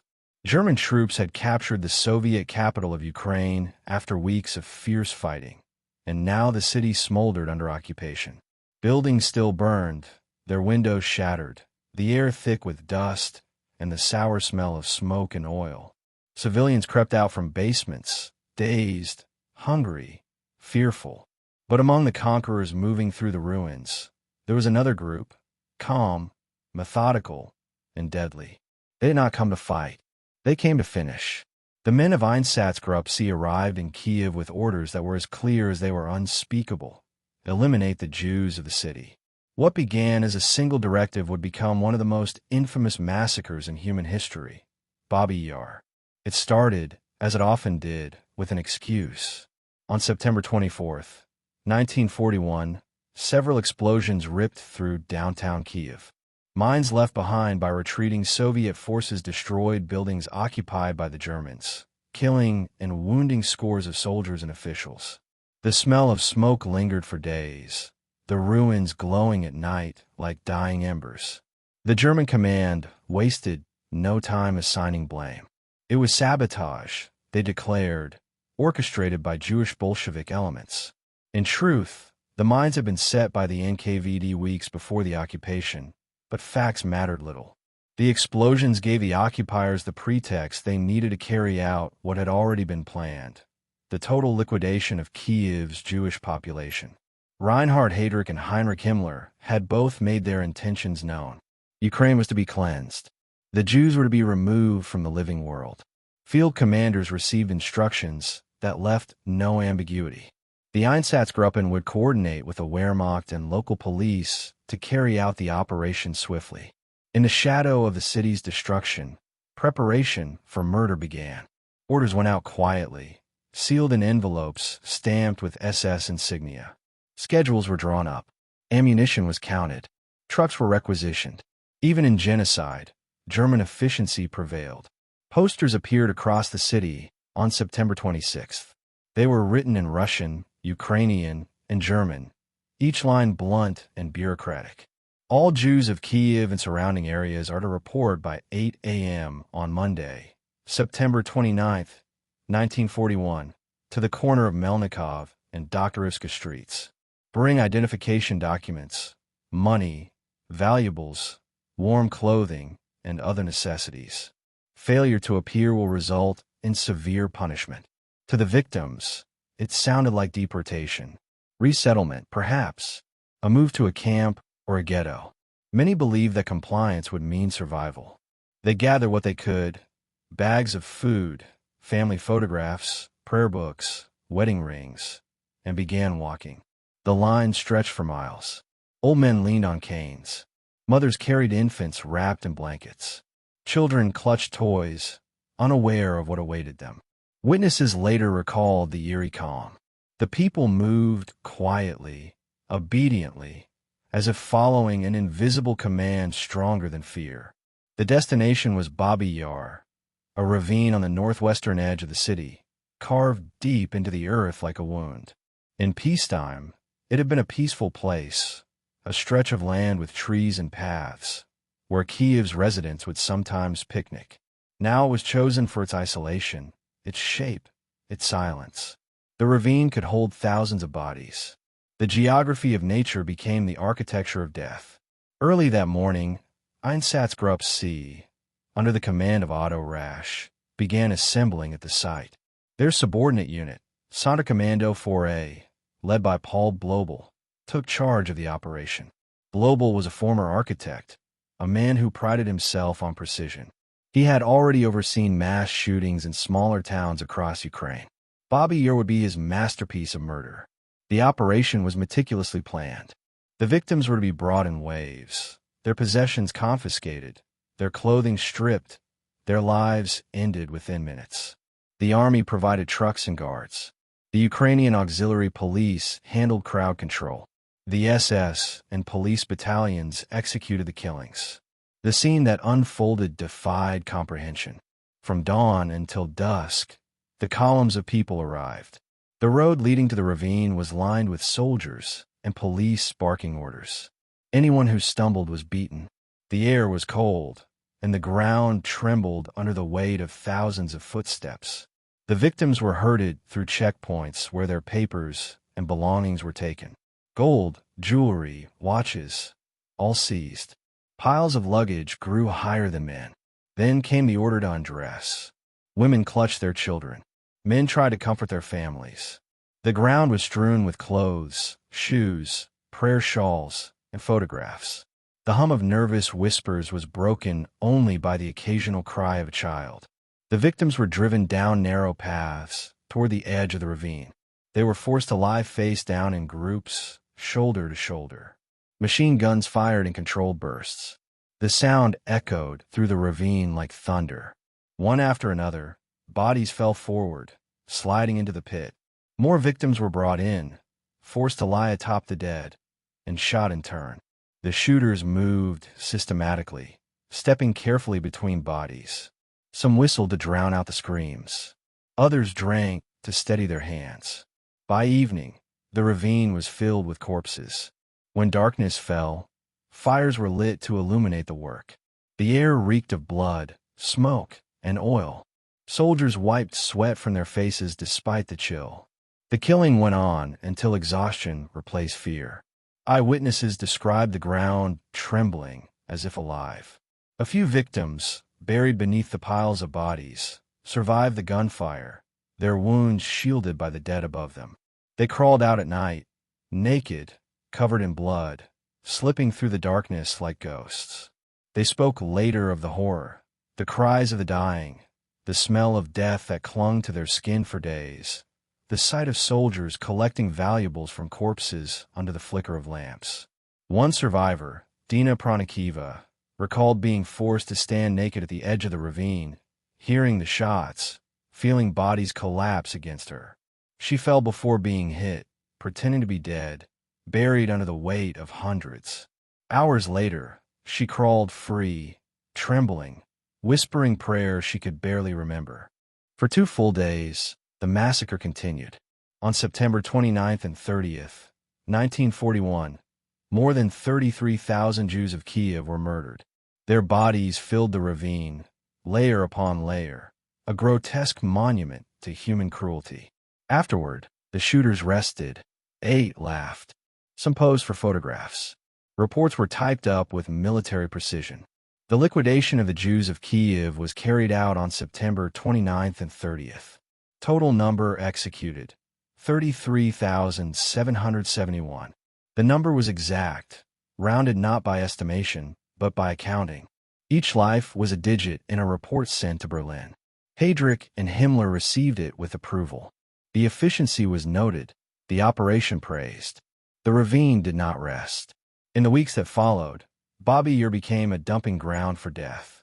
Roma families, Soviet prisoners of war, political dissidents, and Ukrainian nationalists were brought there and shot.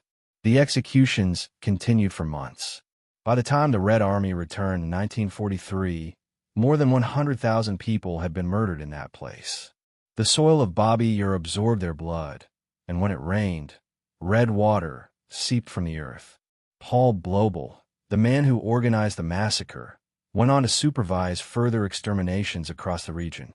In 1943, when the tide of war began to turn and the Germans started retreating, he was put in charge of Action 1005, the operation to erase evidence of mass murder.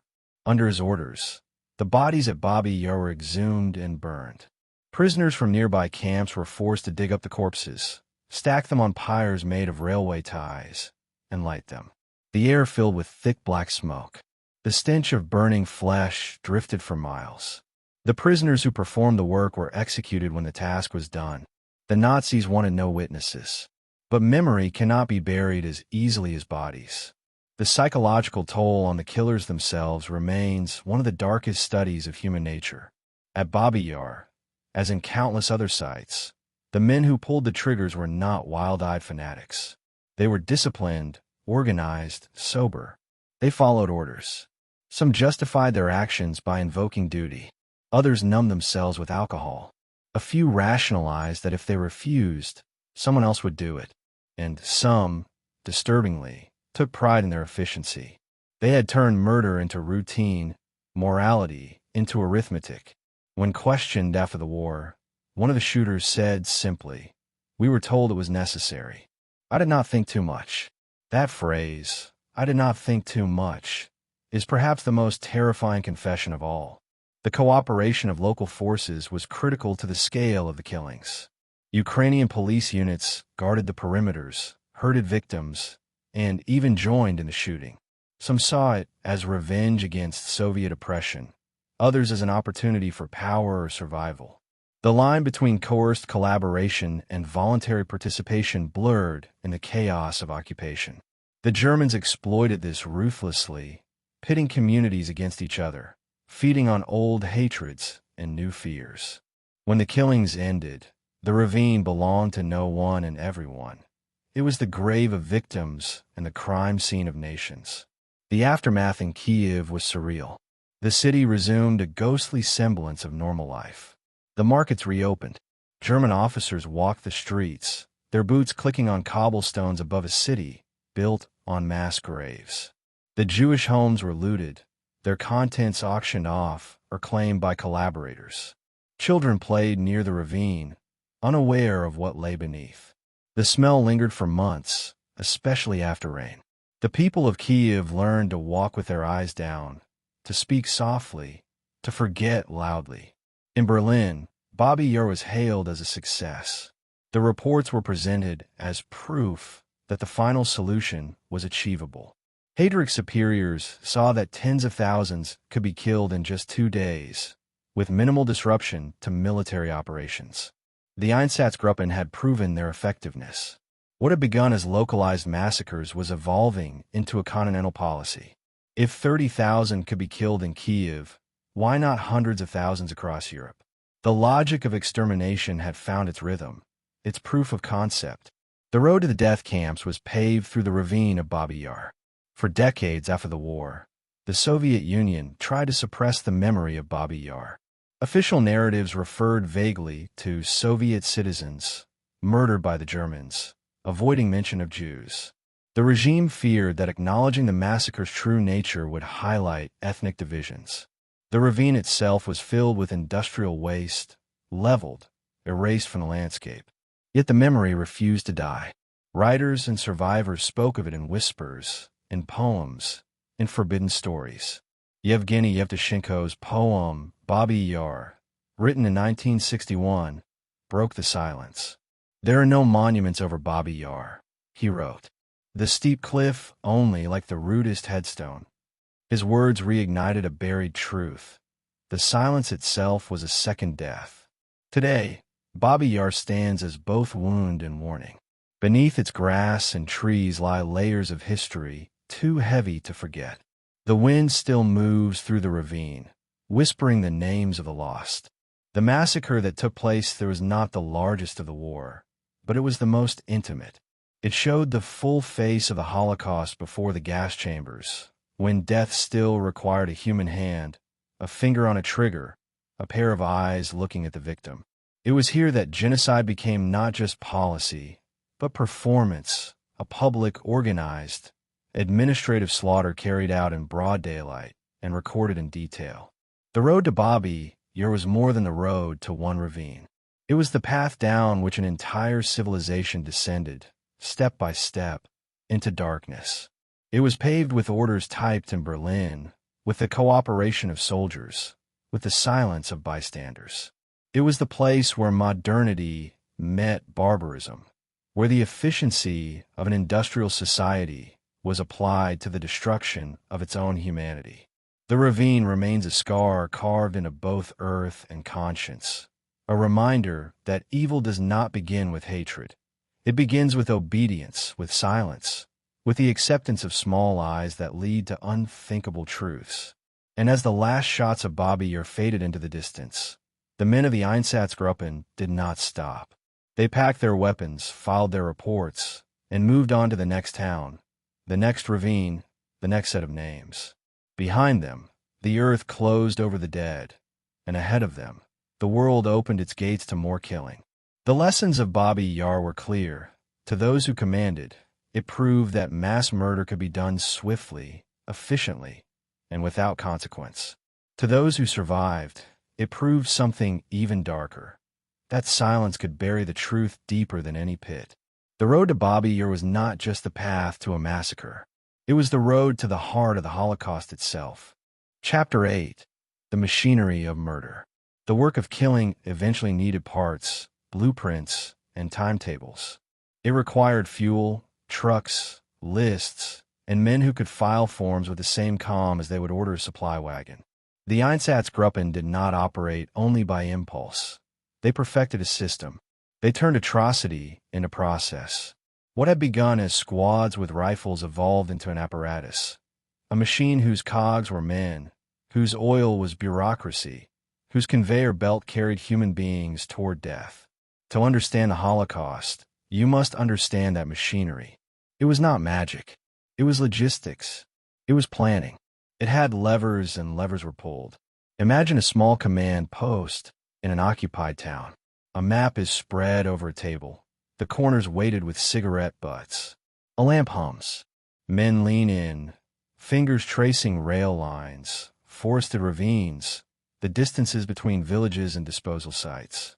The smell of stale tobacco hangs in the air, mixed with the faint metallic tang of rifle oil. There are telephones on the wall and typewriters on desks. Clerks stamp forms, requisition for fuel, request for additional guards, manifest of valuables confiscated.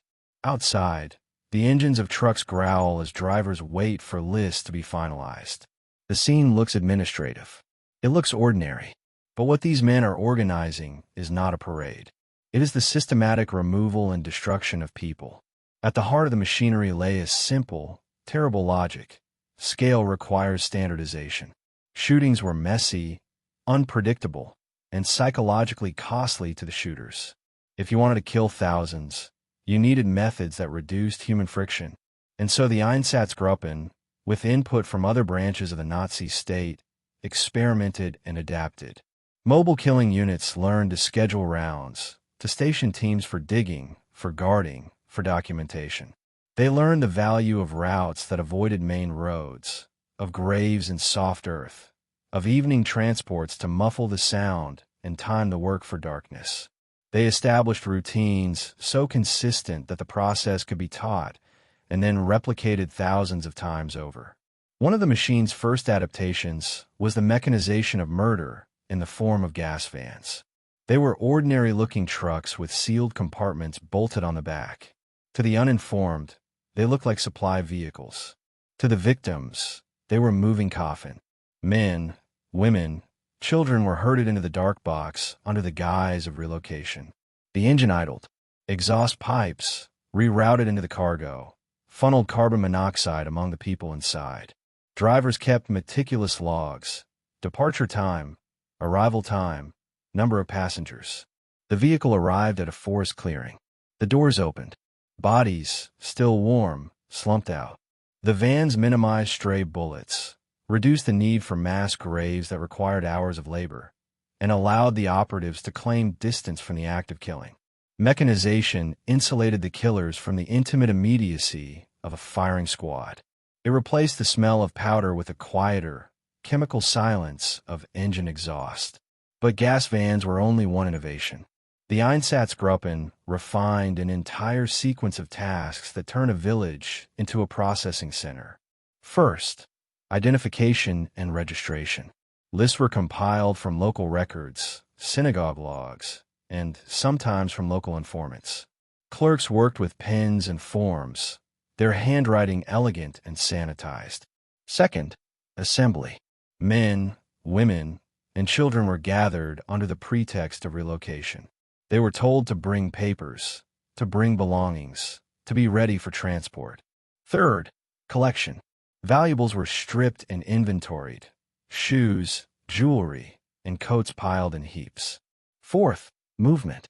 Victims were marched, loaded onto trucks, or driven in vans. Fifth, execution. That could be a firing squad in a ravine, a throat slit in a quarry, or suffocation in a sealed compartment. Sixth, disposal. Bodies were buried, stacked, or, later, burned. Seventh, documentation. Reports were filed, numbers tallied, receipts for seized property prepared. This was the assembly line of annihilation. Each stage was a specialist job. Each job could be given to someone who never had to see the whole. Engineers, in an industrial sense, contributed as well. Rail timetables were rewritten to allow deportation trains to slip into sidings without interrupting military logistics. The Ministry of Transport coordinated freight capacity with chilling efficiency. Wagons were requisitioned, not for food, but for people. Wagon manifests replaced grocery lists. The Ministry of Finance took the proceeds of seized property and funneled them back into the state. Hotels, apartments, and shops vacated by deported families were cataloged and reallocated to new occupants. The state's ledger swallowed the loss of lives and balanced the books with the revenue from looted assets. Even the banal task of cleaning up after killings, the removal of blood-soaked clothing, the burning of documents, was assigned, scheduled, and supervised. Nothing was left to chance. Medical men, too, were folded into the system. Doctors who had once practiced surgery now certified people as unfit or asocial, recommended sterilizations, or signed death orders. There were technicians who advised on explosive charges for mass graves, whose calculations determined how many bodies could be buried in a single pit. The language had shifted. Medical terminology, engineering charts, and legal formality formed a new vocabulary for killing. When bureaucrats spoke of sanitary measures, they meant removal and extermination. When lawyers drafted decrees about protective custody, they meant indefinite detention in camps from which there was no return. Professionalization obscured barbarity. It made it legal in the eyes of the state and technical in the minds of those who carried it out. Photographs and reports became crucial to the machine, not as documentation for history, but as internal proof of performance. Commanders wanted numbers and photographic evidence to show superiors that tasks had been completed. Photographers were assigned to field units. Their cameras clicked, capturing columned prisoners walking, piles of belongings, and sometimes faces at the edge of a pit. These photographs were not intended for public consumption. They were trophies, a record showing that the unit had met its quota, that the plan had been executed with precision. They were later used as evidence in trials, but at the time they were part of the feedback loop that rewarded efficiency. The psychological engineering of perpetrators was another part of the apparatus. Commanders rotated men to reduce the chance any single individual would accumulate unbearable guilt. Units were praised publicly for clean operations, and awards were given for good work. Routines included music and camaraderie.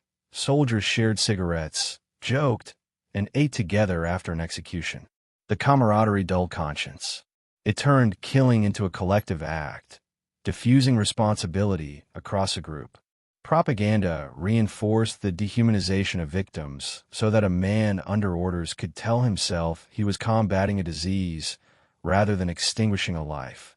The machinery included techniques to dull empathy and valorize obedience. Disposal of bodies became an industry in itself. Early mass shootings created pits. But for larger numbers and to conceal evidence, methods evolved. Prisoners were forced to dig graves and later exhume bodies to burn them on pyres. Action 1005 was the deliberate attempt to erase traces. Railway ties and timber became pyres. Bodies were stacked, doused in gasoline, and lit. The sky filled with black smoke.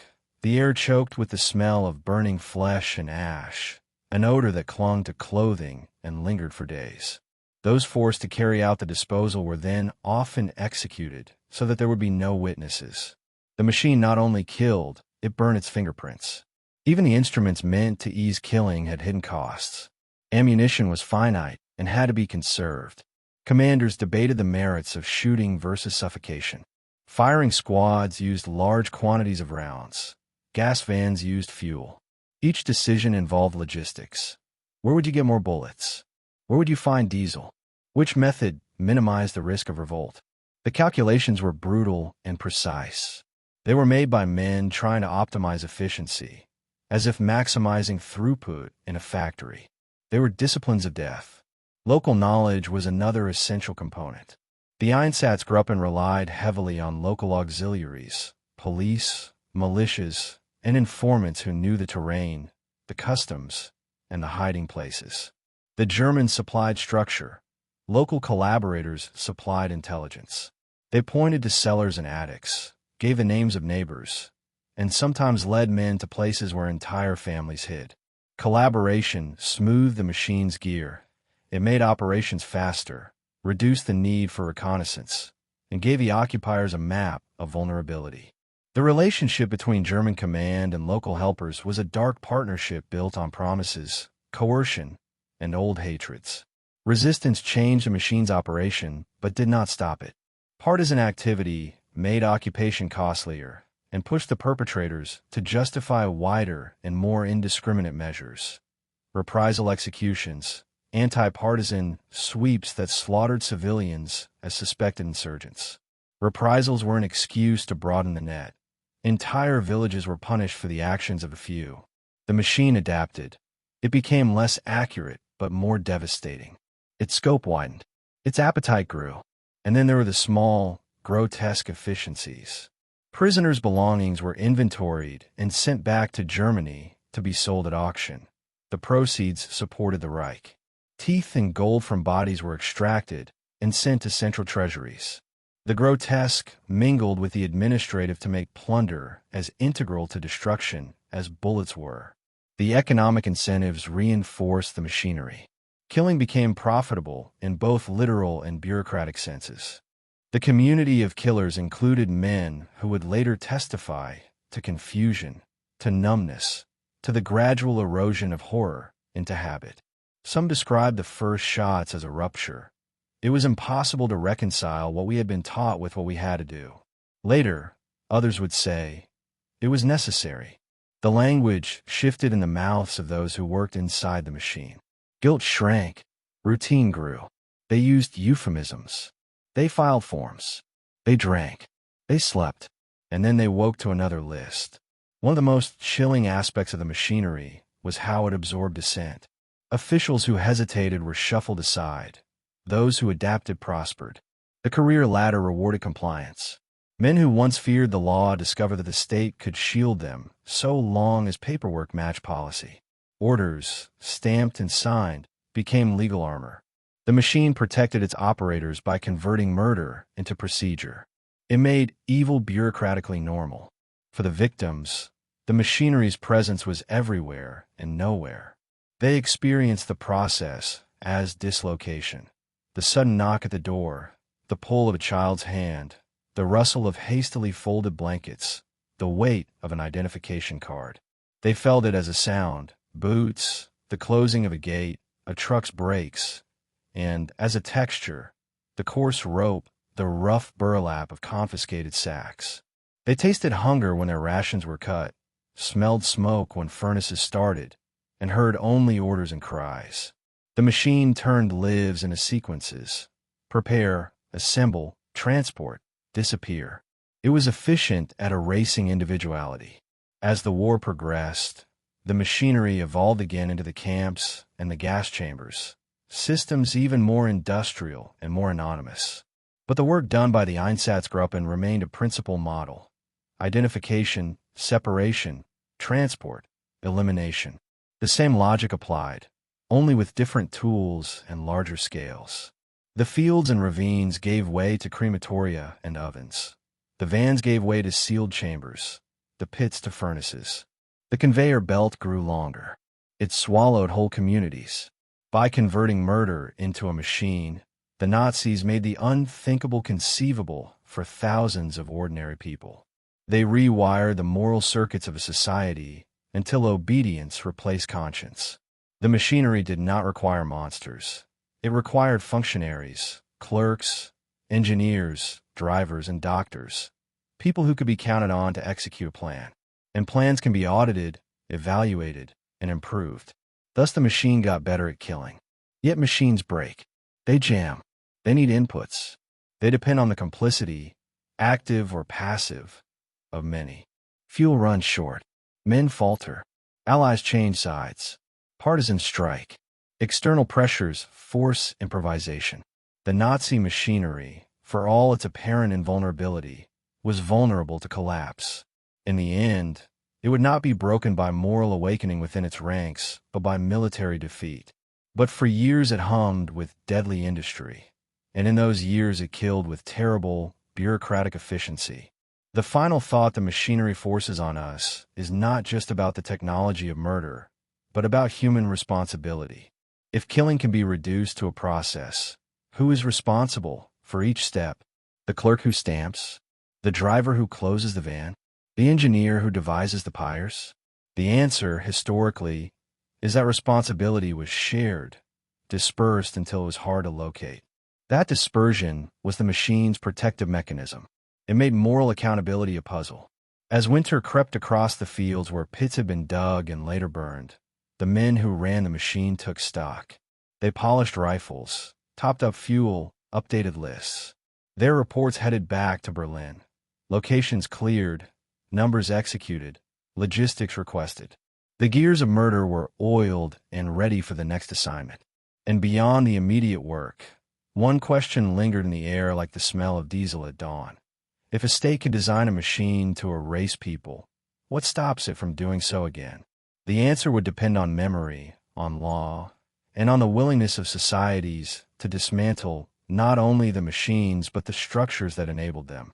For now, however, the machinery of murder kept turning, relentless, methodical, and efficient, and the continent watched, often in silence, as a new, industrialized cruelty did its work. Chapter 9. The Role of Local Collaborators. When the German armies rolled eastward, they did not bring enough men to hold every town, patrol every road, or hunt every human target. They relied on something more abundant than troops: resentment, fear, and the promise of survival. As the Einsatzgruppen advanced through the Baltic states, Belarus, Ukraine, and beyond, they found willing hands waiting. The machinery of genocide needed oil, and that oil was collaboration. Without the participation of local populations, policemen, bureaucrats, neighbors, the Nazi campaign of extermination would have been slower, clumsier, perhaps even impossible at the scale it reached. Collaboration was not uniform, nor was it inevitable, but wherever German boots struck the ground, they found men ready to help them kill. It began even before the first shot was fired. In the days after the invasion, propaganda flooded the occupied regions like poison. Posters, radio broadcasts, and leaflets declared that Jews were responsible for communism, famine, and repression. The message was simple: the Germans were liberators, come to cleanse the land of Bolshevik tyranny. In places where the Soviet regime had ruled by fear, arresting priests, deporting families to Siberia, many locals welcomed the Germans not as invaders, but as saviors. Old hatreds and wounds reopened. Neighbors remembered who had joined the Communist Party, who had denounced whom. It took very little for vengeance to masquerade as patriotism. In Lithuania, when the Wehrmacht entered Kaunas, mobs erupted almost spontaneously. Crowds attacked Jews in the streets, armed with clubs, shovels, and iron bars. The Germans filmed the violence and called it a self-cleansing action. SS officers stood nearby, smiling, directing the flow, making sure the blood ran efficiently. Within days, thousands of Jews were dead, beaten, and shot by men who a week earlier had been bakers, students, and clerks. The Einsatzgruppen learned from these events. They saw that with the right encouragement, civilians could do their work for them. From then on, collaboration was cultivated like a crop. Local auxiliary police forces were formed wherever the German front stabilized. In Latvia, the Eriges Commando, led by Viktor Eriges, a former law student, executed tens of thousands under German supervision. In Ukraine, the Schutzmannschaften, or auxiliary police battalions, were organized from nationalist militias. They patrolled ghettos, guarded trains, and participated in mass shootings. In Belarus, the self-defense units were armed by the SS and unleashed on Jewish villages. These groups knew the terrain, spoke the languages, and carried the authority of familiarity. When they knocked on doors, the victims recognized their faces. That intimacy made the horror sharper. For many collaborators, motives were tangled. Some joined out of ideology, believing that the destruction of Jews was part of a national or religious purification. Others sought revenge for Soviet repression, seeing collaboration as a way to punish those they associated with communism. Some were driven by opportunity, promised food, money, or the right to loot abandoned homes. And for many, it was simply survival. In the chaos of occupation, aligning with the Germans could mean safety for one's family. Refusal could mean death. The line between complicity and coercion blurred until it was invisible.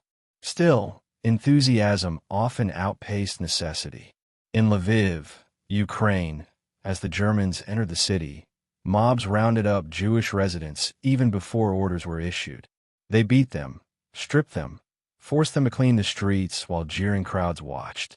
When Einsatzgruppen arrived, the groundwork was already laid. The SS simply organized the violence, transformed it from chaos into policy. Within a week, thousands were dead, their bodies left in gutters and alleys, their killers drunk on both alcohol and ideology. The Einsatzgruppen commanders understood that local participation provided camouflage. When Jews were killed by their neighbors, the crime appeared less foreign, less like occupation, more like a local settling of accounts. It fractured communities and erased sympathy. The Germans portrayed themselves as overseers, not executioners.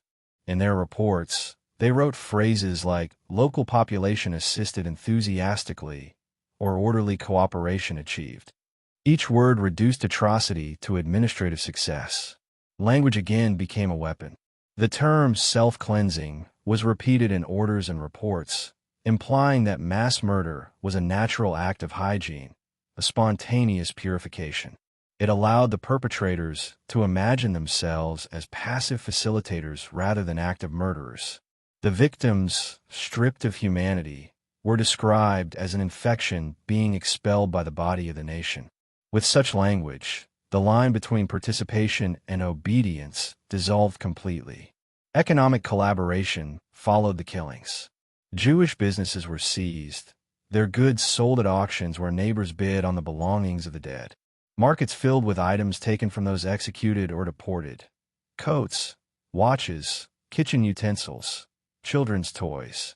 The spoils of genocide filtered quietly into everyday life. In some villages, people wore clothes that still carried the initials of their previous owners sewn into the lining. Entire towns became museums of stolen lives, and everyone who bought or traded became a silent partner in the machinery of murder. The SS rewarded loyalty with privilege. Local collaborators were given positions of authority: village elders, police chiefs, administrators. They received food rations, better housing, sometimes German citizenship. Their names appeared on reports sent to Berlin as examples of effective cooperation.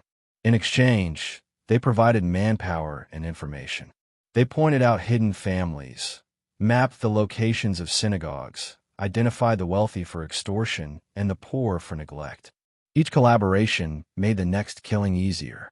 In rural Belarus, entire Jewish shtetls were surrounded by mixed patrols of German and local forces. Villagers who tried to hide were betrayed by neighbors who knew every path, every barn, every secret cellar.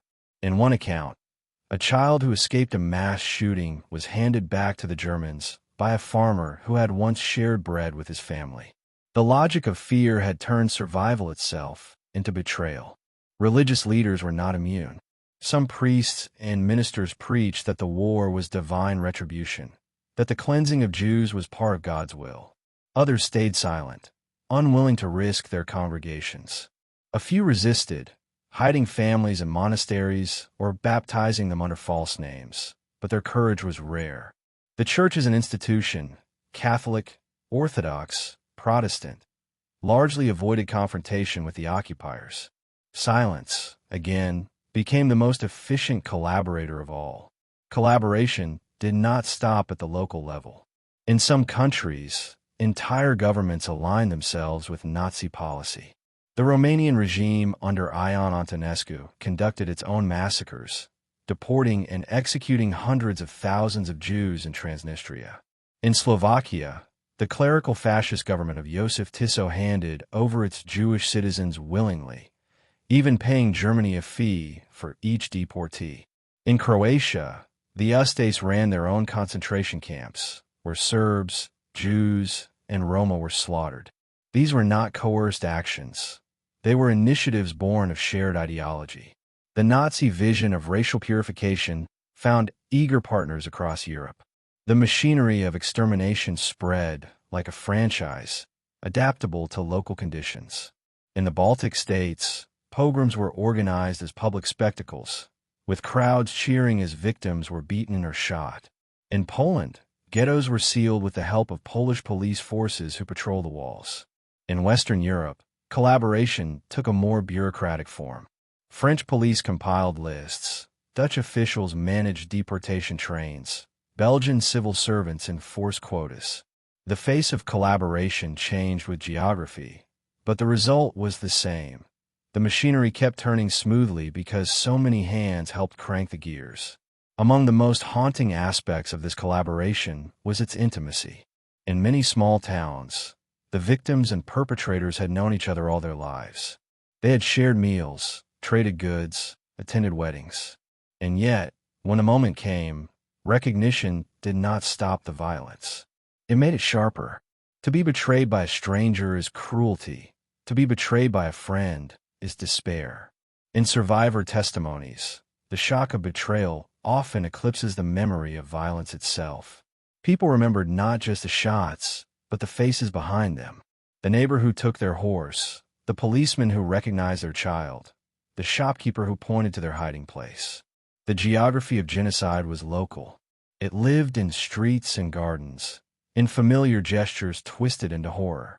The German occupiers depended on this proximity. They could not be everywhere at once. By cultivating alliances, they multiplied their reach. In exchange, they offered their collaborators temporary power, a power that vanished the moment the Reich began to collapse. Many of those who served the machine would later deny their roles, claiming ignorance or coercion. Some were tried in local courts after the war. Many were not. The archives of post-war justice show how thin accountability can be when guilt is shared by thousands. Resistance existed too, even among the collaborators' ranks. Some police officers refused orders, sabotaged transports, or warned Jewish families of impending raids. Others helped partisans or smuggled information to underground movements. But these acts were rare and dangerous. The machinery of collaboration punished disobedience ruthlessly. Those caught helping Jews were executed publicly, their families deported. Terror made complicity the path of least resistance. The paradox of collaboration is that it required both belief and blindness. Many of those who joined the Germans convinced themselves they were defending their nation, restoring order, or cleansing their homeland of what propaganda had taught them to hate. Others simply looked away, deciding that survival was justification enough. The Nazi project succeeded not just through force, but through this manipulation of human instinct, fear, greed, and the longing to belong. The occupiers exploited the smallest cracks in society and widened them until communities tore themselves apart from within. By the time the Red Army began pushing westward in 1943 and 1944, much of Eastern Europe was already emptied of Jews. The Einsatzgruppen had moved on, leaving behind burned villages and pits filled with bodies. But their work had depended on those who stayed, the guards, the record keepers, the neighbors who whispered. Collaboration was not an accessory to genocide. It was its infrastructure. After the war, when the ravines were uncovered and the bodies counted, the question lingered. How could so many participate in so much horror? The answers were not simple. Ideology explained some. Coercion explained others. Indifference explained the rest. Together, they formed a spectrum of complicity that defied neat boundaries. In the ruins of Kiev, Vilnius, Minsk, and Riga, survivors returned to find familiar faces wearing unfamiliar guilt. Some pretended not to recognize them. Some wept. Some simply shut their doors. History would later remember the Einsatzgruppen as the architects of the Holocaust's first phase, the face of organized, methodical killing. But their efficiency was built upon the cooperation of those who lived among their victims. Collaboration made the genocide not only possible, but frighteningly local. The killers did not always come from far away. Sometimes they came from next door. In the end, the role of local collaborators reveals perhaps the darkest truth of all, that genocide does not require monsters. It requires ordinary people willing to obey, to profit, or simply to remain silent. The Einsatzgruppen were the blade, but collaboration was the hand that guided it. And as the war ground on, that hand grew steadier, its grip firmer, until the act of killing felt like routine. The ravines and fields of the East filled with the evidence of that partnership. And when the guns finally fell silent, the earth itself seemed to recoil, holding within it not only the bodies of the murdered, but the memory of how easily neighbors can become executioners. Chapter 10. The Spread of Fear. The air in occupied Europe grew heavy, thick with the smell of smoke, rationed bread, and dread. Fear was everywhere. Silent, invisible, but felt in every heartbeat, every knock at the door. It hung in stairwells, in train stations, in whispers exchanged too quickly between neighbors. Fear was the glue that held together the machinery of terror, the unspoken weapon that made millions obey. The Einsatzgruppen and their allies had mastered this invisible art. They did not need to be everywhere, because their reputation traveled faster than any soldier could march. The fear of what they had done, and what they might do next, became their greatest tool. When the Germans occupied a new city, they didn't need to announce what was coming. The stories arrived first. Tales of shootings, of villages erased, of people disappearing in the night. Rumors spread like wildfire across the fields and towns of the East. Farmers whispered about convoys of trucks heading toward the forests. Mothers told their children not to look out the window when the soldiers came. Fear became a currency, and the Nazis spent it freely. They knew that a terrified population is a manageable one. Every massacre in one village kept 10 more villages quiet. It began with visibility. The Einsatzgruppen made sure their killings were not entirely hidden. Sometimes they killed in public squares, sometimes on the edge of towns, where everyone could hear the shots. They wanted witnesses, not too many, just enough. The goal was to leave behind not just corpses, but messages. The idea was simple: show what happens to one group so that all others submit without resistance. In some places, they hanged prisoners in the marketplace and left them there for days. Signs were pinned to the bodies. This is what happens to partisans. This is what happens to Jews. The words were not just written for the victims. They were written for everyone watching. In Belarus, a farmer once described hearing the gunfire from miles away. The sound was rhythmic, almost mechanical. He said it came in bursts, like thunder rolling through the forest. At first, he thought it was fighting. Then he learned the truth. It was an execution pit. The knowledge froze his village. No one spoke of rebellion again. Fear did not just silence. It reorganized society. People began to think in terms of survival, not morality. They looked for ways to stay invisible, to avoid attention.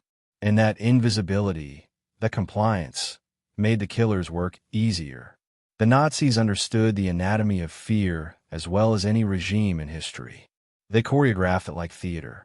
The SS uniforms, the polished boots, the cold confidence, all of it designed to project dominance. When the Einsatzgruppen entered a town, they often did so with deliberate spectacle. Trucks rolled in with flags flying. Loudspeakers blared commands in harsh German. The sound of boots echoed against cobblestones. People lined the streets, their faces pale. They had seen what these men had done elsewhere. They knew resistance meant extinction. The occupation became a performance in which everyone already knew their role.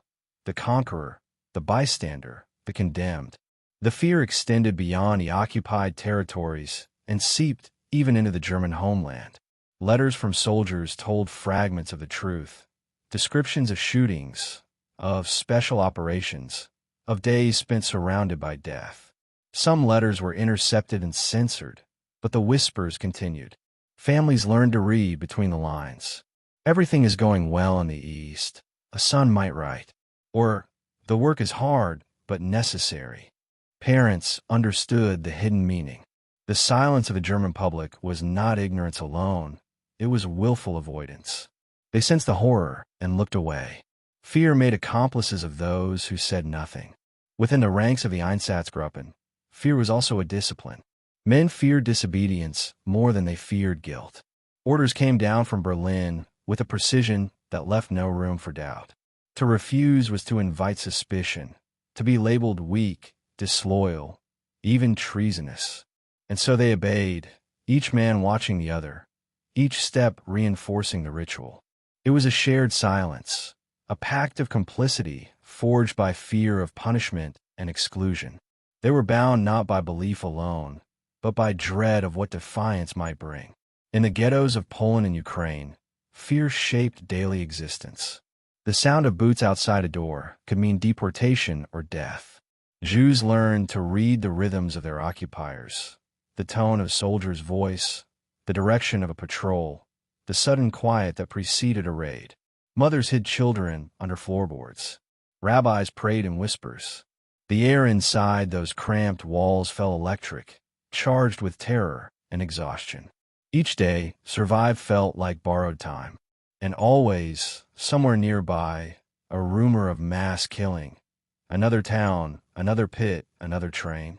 In some ghettos, the Germans used psychological warfare to break spirits. They forced residents to perform humiliating tasks, cleaning streets with their hands, wearing absurd signs, cutting the hair of friends before their execution. These acts were designed not just to degrade, but to destroy the human sense of self. When a person no longer believes in their own worth, they stop resisting. The Nazis understood that killing the mind was as important as killing the body. The psychological terror extended to the collaborators too. Many of them lived in constant anxiety, afraid of German officers, afraid of reprisals from partisans, afraid of their own neighbors. Fear made them efficient. They followed orders to protect themselves, and in doing so, they spread that same fear downward onto the powerless. A man who is terrified will make others terrified. It is how fear sustains itself, by replication. Even nature became complicit in fear. The forests, once places of refuge, became symbols of death. People knew that when trucks disappeared down a forest road, they never came back. The smell of gunpowder and decay hung over trees for months. Birds stopped nesting in certain places. Rivers ran cloudy after rains washed soil from the mass graves. The land itself seemed to whisper warnings. It became impossible to separate geography from memory. Fear rooted itself in the earth. Propaganda amplified this terror. German officers printed leaflets describing Jewish conspiracies and Bolshevik atrocities, promising punishment to anyone who sheltered enemies of the Reich. Loudspeakers broadcast news of executions. Newspapers carried photographs of hanged prisoners labeled as saboteurs. The repetition of lies created a strange paralysis. People no longer knew what to believe, but they knew one thing for certain. Those who defied German rule disappeared. In that uncertainty, the Nazis found perfect control. Fear also reached the partisans hiding in forests and swamps. Many of them were Jews who had escaped the massacres, now hunted relentlessly by German patrols. The Einsatzgruppen called them bandits, treating them as legitimate military targets. Villages suspected of helping them were burned, their inhabitants executed. Entire districts were declared bandit zones, cleansed of life. The message was clear: any act of defiance would bring collective punishment. For every German killed by a partisan, 100 civilians were executed. For every hidden Jew discovered, a village was razed. Fear made rebellion an act of suicide. The SS perfected this formula in the occupied Soviet territories. In one Ukrainian town, after a partisan ambush, the Germans assembled the population in the square. They executed every 10th person. The survivors were forced to watch, standing knee-deep in snow, their faces frozen in disbelief. Afterward, the rest of the town worked harder, obeyed faster, spoke less.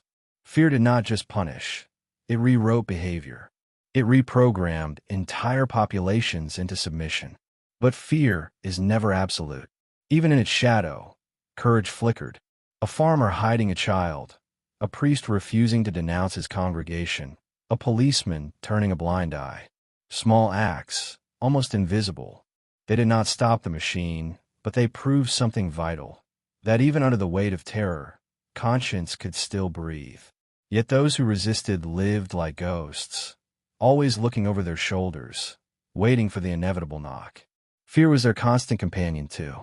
The Nazis' genius lay in creating a system where everyone feared someone else. Jews feared Germans. Poles feared collaborators. Collaborators feared the SS. The SS feared their superiors. Superiors feared Hitler's wrath. Fear flowed downward and upward, binding the entire hierarchy together. It was a perfect pyramid of terror, and at its base were millions crushed beneath it, paralyzed not only by violence, but by anticipation of violence. The waiting became its own kind of torture. There were towns where no one slept for days after a nearby massacre. The silence was suffocating. People kept lamps burning all night, afraid of footsteps outside. In such places, life continued only in fragments. Markets opened briefly. Children whispered in classrooms, drawing maps of imaginary countries where there were no uniforms, no orders, no death. The ordinary rhythms of life, church bells, harvest songs, laughter, vanished. Fear had become the national anthem of occupied Europe. And yet, fear was also fragile. It depended on control. The moment the front lines shifted, when the Red Army began to push westward, the spell began to crack. Rumors changed direction. Now, people whispered of German defeats, of retribution coming. Fear shifted sides. Those who had obeyed out of terror began to hesitate. Collaborators started burning documents. German officers destroyed files, and entire units of the Einsatzgruppen vanished into retreat. But until the very end, even as the Reich began to crumble, fear continued to dictate behavior. It had become habit, reflexive, instinctive, ingrained. After the war, survivors spoke of how silence and fear had outlasted the bullets. In the ruins of cities, people still avoided certain words, certain names. They walked around old execution sites, as if afraid to disturb the ghosts. It took years before anyone dared to speak openly of what they had seen. Fear had changed form. It was no longer the fear of the SS, but the fear of memory itself. To remember was to relive, to reopen wounds that had barely begun to close. The Einsatzgruppen had created something larger than death. They had engineered an emotion that survived them. Fear became their echo, ringing long after the gunfire stopped. In Poland, Lithuania, Ukraine, Belarus, in every place where the ravines filled and the forests swallowed the sound of screams, fear lingered in the soil, in the faces of those who lived on. It seeped into lullabies, into prayers, into the pauses between sentences. Generations grew up with it, sometimes without even knowing why. And perhaps that is the truest legacy of the Einsatzgruppen, not just the bodies they left behind, but the invisible empire of terror they built across a continent. An empire that taught millions how easily silence can become survival, how obedience can masquerade as safety, how fear can transform good people into ghosts long before they die. The sound of gunfire faded, the uniforms rotted, the graves were covered with grass. But the fear remained, echoing in the wind that still blows through the forests of the East, whispering the same warning. Once you teach people to fear one another, you never have to teach them to hate. Chapter 11. The Final Solution. The plan had been forming in the minds of Nazi leaders long before it had a name. It whispered through corridors, traveled in coded memos, surfaced in vague words like evacuation, special treatment, and final measures. But by the beginning of 1942, the whispers hardened into policy. The time for improvisation was over. The mass shootings of the Einsatzgruppen, the starvation of ghettos, the experiments with gas vans, these were no longer scattered methods. They were blueprints. The machinery of murder was about to become industrial. What had been done with bullets and pits would soon be done with trains, gas chambers, and furnaces. This was the birth of the final solution, the plan to annihilate the Jews of Europe completely, methodically, efficiently. The road to this decision was paved with paperwork, not blood. In the winter chill of January 1942, 15 men gathered at a villa on the outskirts of Berlin, in a quiet suburb called Wannsee. The lake outside was frozen, the trees bare, the world calm. Inside, the room was warm with cigarette smoke and self-assurance. The men around the table were not soldiers. They were lawyers, bureaucrats, ministers, educated, polished, well-fed. They came from different branches of the Nazi state, each responsible for a piece of the problem. Their purpose that day was not to debate morality, but to coordinate logistics.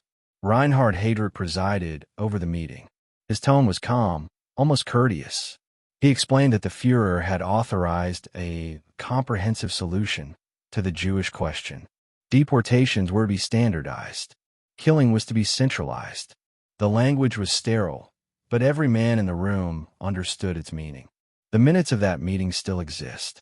They do not contain the word murder. They use phrases like appropriate labor deployment and treatment of those unfit for work. Under these bureaucratic disguises lay genocide. The plan envisioned the deportation of 11 million Jews from all across Europe to extermination sites in the East. Men would be worked to death. Women, children, and the elderly would be treated accordingly. The phrase treated accordingly meant death by gas. It was the moment when destruction became administration, when genocide became a project with deadlines and budgets. Heydrich's calm presentation made mass murder sound like efficiency reform. His subordinates took notes, asked about train schedules, about legal jurisdictions, about property seizures. Adolf Eichmann, seated nearby, recorded every detail. His role was coordination, ensuring that the machinery of death moved smoothly between the ministries of transport, interior, and the SS. The discussion ended in under 2 hours. There were polite goodbyes, the clink of coffee cups, and a sense of accomplishment. When they left the villa, the men smiled. They had just organized the extermination of a continent. The decision at Wannsee was not the beginning of the Holocaust, but it was the point where scattered brutality became coherent policy. The Einsatzgruppen had already killed hundreds of thousands in the Soviet territories. Ghettos had been sealed across Poland. Deportations had begun in Slovakia, Romania, and France. But now all of it would be unified under one vision: complete eradication. The process had to be faster, less visible, and less psychologically costly to the perpetrators. The answer was mechanization. The bullets would be replaced by gas. Even before the conference, experiments had already begun. In Chelmno, in occupied Poland, mobile gas vans were used to kill entire communities. Victims were loaded into sealed trucks, and engine exhaust was piped inside. The sound of the motor drowned their screams. When the doors opened, the corpses fell out in heaps. The bodies were buried or burned in nearby forests. But the vans were too small, too slow. They could kill dozens, but the Reich now needed to kill millions. They needed a place that could function like a factory of death. Thus were born the extermination camps: Belzec, Sobibor, Treblinka, Majdanek, Auschwitz, names that would stain history forever. These are not labor camps or prisons. They were designed from the ground up to kill. Train lines were extended to their gates.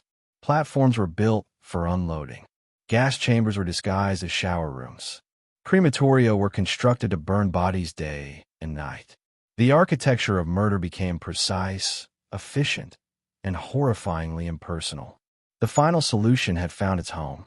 At Belzec, construction began in late 1941 under the supervision of Christian Wirth, a former police officer who had overseen the euthanasia program that killed Germany's disabled and mentally ill. The techniques used in those medical murders, sealed rooms, carbon monoxide from engines, deception, became the foundation for the camps. Victims arrived believing they were being resettled.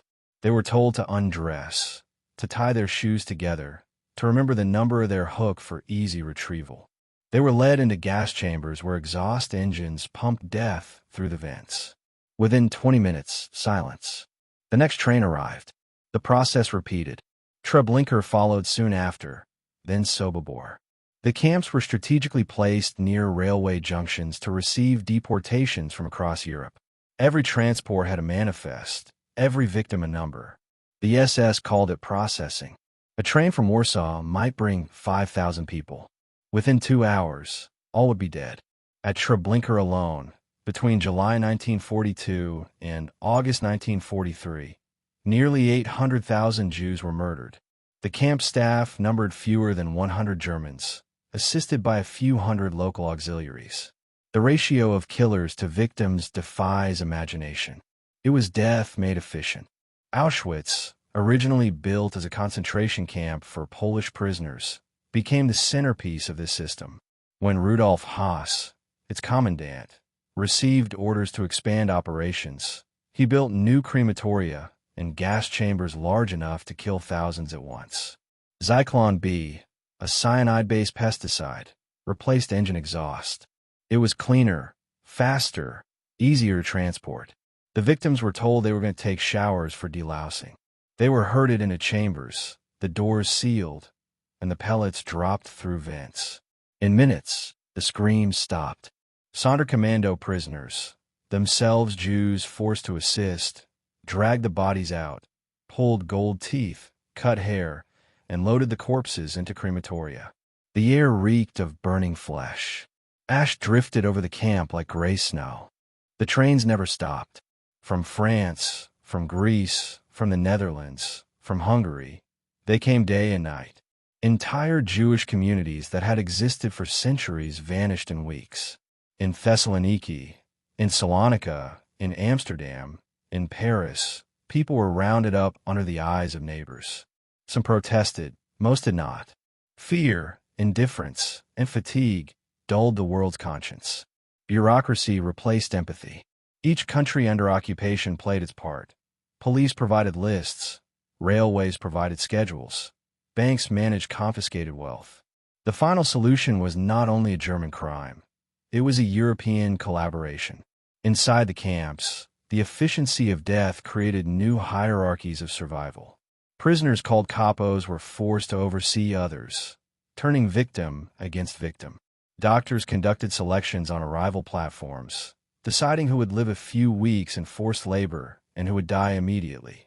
Women, children, the elderly, almost all were sent straight to the gas. The smell of smoke never left the air. The sky glowed orange at night from the flames of the crematoria. For those who survived even a day, time lost meaning. Morning and night were marked only by roll calls and the screams of the dying. The SS saw themselves as engineers, perfecting the process.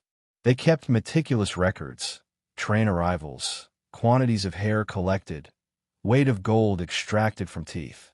Efficiency reports were sent to Berlin. Camps competed quietly to achieve higher throughput. This bureaucratic pride masked absolute evil. The killing was no longer personal. The shooters of the Einsatzgruppen had seen their victims die. In the camps, the murderers no longer looked their victims in the eyes. Death had been mechanized, distanced, sanitized. Outside the camps, ordinary citizens lived within sight and smell of atrocity. In Poland, villagers saw the smoke, heard the trains, smelled the stench. Some helped, some hid fugitives, most looked away. The power of fear and habit made denial easier than outrage. People learned to normalize horror. They whispered that the smoke was soap being made, or disease control. The lies comforted them more than the truth. Humanity's greatest horror unfolded not in secret, but in the open, veiled only by willful blindness. As the final solution reached its peak, the numbers became incomprehensible. By late 1943, millions were dead. The ghettos of Warsaw, Lodz, Krakow, and Vilna were liquidated. The Einsatzgruppen, still operating in the occupied Soviet territories, continued to hunt down survivors, killing those who had escaped the camps. Every river, every ravine, every stretch of forest in the east became part of the geography of death. The camps provided a rhythm. The shootings provided the punctuation. Europe itself became an instrument of extermination. And yet, even in this darkness, there were cracks in the machinery. Prisoner uprisings erupted in Treblinka, Sobibor, and Auschwitz. In Treblinka, inmates armed with stolen weapons set fires and killed guards before fleeing into the woods. Few survived, but their rebellion proved that even in the jaws of death, defiance could burn. In Sobibor, another revolt led by Soviet POWs and Jewish prisoners resulted in the escape of about 300. The SS demolished the camp afterward to erase evidence. The Nazis feared memory as much as resistance. They understood that the only thing more powerful than terror was truth. By 1944, the tide of war had turned. The Red Army advanced from the east, the Allies from the west. The Nazis tried to dismantle the evidence, dismantling gas chambers, burning records, exhuming and incinerating mass graves. But it was too late. The scale of the crime could not be hidden. When Soviet forces entered Majdanek in July 1944, they found the gas chambers intact, piles of shoes, thousands of kilograms of human ashes. The world could no longer deny what the Nazis had done. The final solution ended not because the perpetrators stopped believing, but because they were defeated. As the Reich collapsed, the SS evacuated camps, forcing prisoners on death marches westward. Thousands died along the roads from exhaustion, hunger, and exposure. Guards shot those who stumbled. The sound of boots and gunfire followed the retreating front. For many, liberation never came. Only death in a ditch as the empire of murder crumbled. When the camps were finally liberated in 1945, the survivors looked less like people than shadows. The liberators stared in disbelief at the skeletal figures, the piles of bones, the ashes that covered the ground like snow. The soldiers gagged from the stench. They filmed everything, needing proof for a world that would find such evil unimaginable. The final solution had succeeded in killing 6 million Jews, men, women, and children, alongside millions of others the Nazis deemed inferior. It was the most systematic act of mass murder in human history. The architects of the final solution faced justice at Nuremberg, though justice felt like a frail concept compared to the enormity of their crimes. Reinhard Heydrich had been assassinated in Prague before the war's end. Adolf Eichmann fled, captured years later in Argentina, hanged in Israel. Rudolf Haas was tried and executed at Auschwitz, near the crematoria he had built. Others vanished into obscurity or slipped quietly back into society. Punishment could not balance what had been done. No sentence could measure 6 million lives. The final solution was not a sudden madness, not an aberration. It was the product of reason warped by ideology, of modernity weaponized by hatred, of obedience twisted into annihilation. It was the end point of 1,000 years of prejudice meeting the technology of the 20th century. It showed that civilization itself can become a tool of destruction when morality yields to bureaucracy, when words lose their meaning, and when human beings become statistics. Even now, the images remain: trains disappearing into fog, chimneys vomiting smoke, heaps of shoes and spectacles, ash drifting in the air. The final solution was not just an event. It was a revelation of what human beings can become when conscience is replaced by efficiency. It was not carried out by monsters, but by men who balanced ledgers, typed reports, and believed they were doing their duty. That is what makes it unbearable. The words "never again" were spoken after the war, but the final solution stands as a warning carved into history. That evil does not need chaos. It only needs order. It does not need rage. It only needs obedience. The men of the Einsatzgruppen and the architects of the camps proved how easily civilization can build hell with the tools of progress. The furnaces went cold, the gas chamber silent, but the echo remains, a whisper through time reminding us that when hatred is systematized, it becomes unstoppable until it consumes everything, even those who lit the fire. Chapter 12. Shadows of Resistance. In the vast darkness that covered Europe, there were sparks, small, flickering, fragile lights that refused to die out. The machinery of the Third Reich devoured nations, burned cities, and buried millions, yet not everyone surrendered to the silence. Against a system designed to crush all hope, some resisted, not always with weapons, often with whispers, with acts so small they seemed invisible at first glance. But in a world ruled by death, every act of defiance, every rescue, every refusal to obey was a victory. Resistance during the reign of the Einsatzgruppen and the final solution was not a story of armies or heroes. It was a story of human will refusing to vanish. In ghettos surrounded by walls and barbed wire, the first resistance was survival itself. Hunger gnawed at bones, disease spread faster than words, and yet people taught, prayed, performed music. In Warsaw, children smuggled bread through sewer tunnels, risking bullets for a crust. Rabbis wrote prayers on scraps of paper, hidden in the cracks of the ghetto walls. Teachers turned basements into secret classrooms. A man teaching a child the alphabet became an act of rebellion. The Nazis wanted not only to kill bodies but to erase culture, to turn memory to dust. Every lesson, every song, every whispered story was a refusal to disappear. The Jewish underground in Poland, Lithuania, and Ukraine began with stolen pistols and scraps of information. There were small groups at first, teenagers, teachers, carpenters, doctors, united by the simple idea that dying on their feet was better than living on their knees. They smuggled weapons through sewers, built bunkers beneath rubble, wrote leaflets calling for uprising.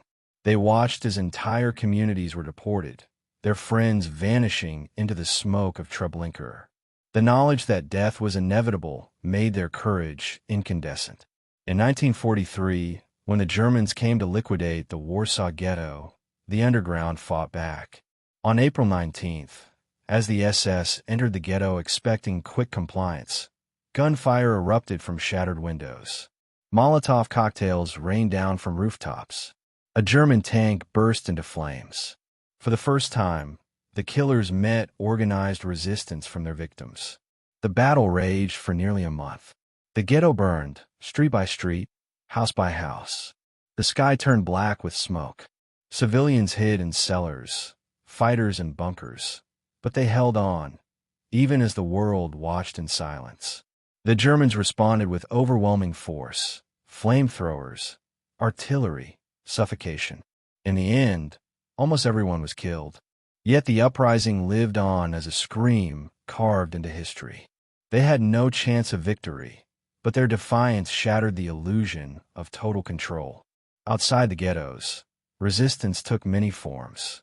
In forests across Eastern Europe, partisans, Jews, Poles, Russians, Ukrainians, and Belarusians, formed ragged bands that struck German convoys, sabotaged railways, and ambushed patrols.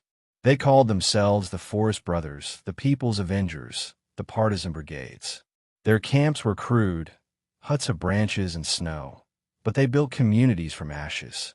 They carried rifles older than their fathers, shared moldy bread, and whispered songs under frozen stars. They fought not for territory, but for the right to exist. The Bielski brothers became one of the most extraordinary stories of this resistance. 4 Jewish brothers from Belarus, Tuvia, Asel, Zuz, and Aaron, fled into the forests after their parents were killed. There, they formed a partisan group unlike any other. They did not just fight, they saved. By the war's end, they had rescued more than 1,200 Jews, including children and the elderly, hiding them in a secret forest village complete with workshops, schools, and a bakery. Their camp became a small republic of the hunted, a fragile world of dignity amid annihilation. To protect one life was a victory. To protect 1,000 was a miracle.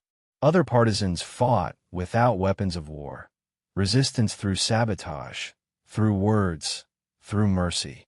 In occupied France, members of the resistance forged documents, blew up rail lines, and guided refugees across the Pyrenees. In the Netherlands, families hid Jews in attics and cellars, passing them food and hope. The most famous among them, and Frank and her family, hid behind a movable bookshelf for 2 years before betrayal found them. Her diary, written in hiding, became one of the most enduring voices of resistance. A child's words defying the silence that the Einsatzgruppen had built across a continent. In Denmark, an entire nation rose quietly against the final solution. When word spread in 1943 that the Germans planned to deport the country's Jews, Danish fishermen and ordinary citizens organized a mass escape. In a few days, more than 7,000 Jews were ferried across the Øresund Strait to neutral Sweden. The operation was spontaneous, leaderless, fueled by conscience. It was one of the few moments in that grim era when humanity collectively said no.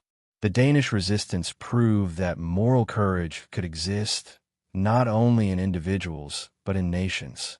Even within the heart of the Reich, resistance stirred.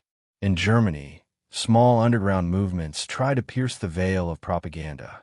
The White Rose, a group of university students led by siblings Hans and Sophie Scholl, distributed leaflets denouncing the crimes of the regime.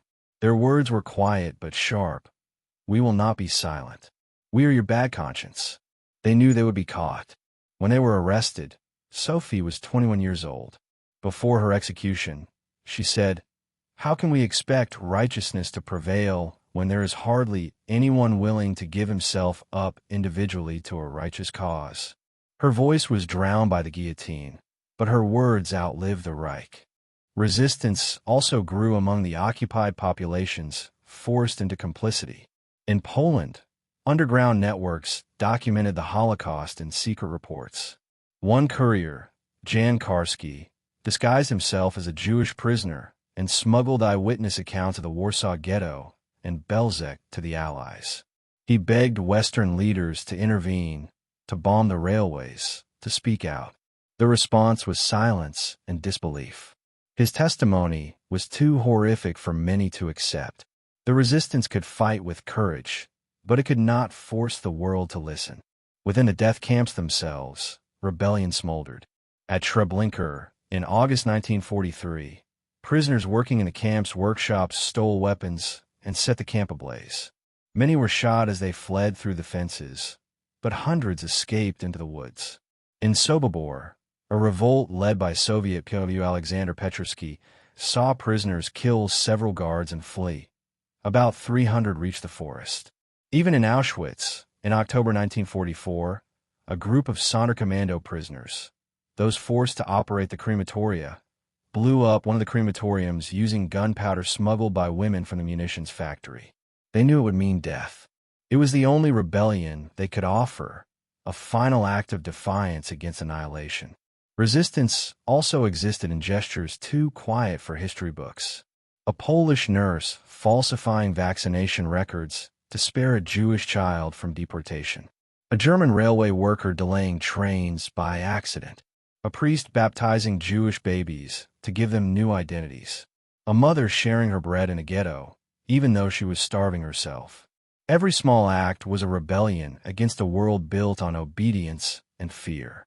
These stories, scattered and often unrecorded, were the invisible threads of moral resistance that held back complete darkness. There were moments when resistance cost not only lives but entire families. Those who hid Jews risked execution on discovery. In Poland, entire households were shot for harboring fugitives. Still, some refused to surrender their humanity. In a small village near Lublin, a farmer named Josef Olma and his wife Victoria hid 8 Jews in their home. When the Germans found out, the Olmas and their 6 children were executed alongside those they protected. Witnesses recalled that even as she was shot, Victoria tried to shield her youngest child with her body. Decades later, her story would stand as a symbol of unbroken courage, a family murdered for refusing to abandon decency. But resistance was not only moral or physical, it was also spiritual. In camps like Auschwitz and Majdanek, prisoners held secret prayer services. They lit candles made from scraps of fat, used smuggled pages of scripture to hold on to their identity. There were nights when the crematoria roared, and still, someone whispered prayer. The Nazis could burn bodies, but not faith. Survival itself became rebellion, the act of breathing when every force in the world wanted you gone. Resistance also lived in memory. Prisoners recorded names and stories on scraps of paper, buried them in bottles and tins under the ground. They wanted future generations to know that they had lived, that they had fought, that they had loved. In the Warsaw Ghetto, a historian named Emanuel Ringelblum led the secret archive known as Oyneg Shabos. His team documented daily life, deportations, and massacres. They had thousands of pages in milk cans and boxes beneath the ruins. When the cans were dug up after the war, they contained the pulse of a people who had refused to vanish. The resistance among the occupied nations also exposed the fractures within humanity itself. For every act of heroism, there were betrayals, neighbors turning in neighbors, collaborators hunting the hunted. Resistance was not a universal virtue. It was rare, dangerous, and lonely. But it existed, and because it existed, it proved that moral choice never fully died, even in hell. As the war dragged on and the Germans began to lose ground, resistance movements grew bolder. Rail lines were destroyed, convoys ambushed, communication lines cut. Partisans coordinated with the advancing Soviet forces. In France, the Maquis sabotaged German supply routes before the Allied invasion. In Greece and Yugoslavia, guerrilla armies fought in mountains and villages, carving pockets of liberation amid ruins. The Nazis responded with mass reprisals, burning villages, killing civilians. But every act of resistance carried a message. You can destroy us, but you cannot make us disappear willingly. When liberation finally came, the survivors who emerged from hiding, from forests, from camps, were ghosts of the living. Their bodies were frail, their eyes hollow, but they carried within them something indestructible, the memory of defiance. Some had written, others had fought, some had simply endured, but all had resisted in their own way. They had preserved the fragments of a humanity that the Einsatzgruppen and their masters had tried to erase. The war ended, but the legacy of resistance endured as a quiet testimony against despair. The stories of those who fought, who hid, who saved others became the moral heartbeat of post-war remembrance.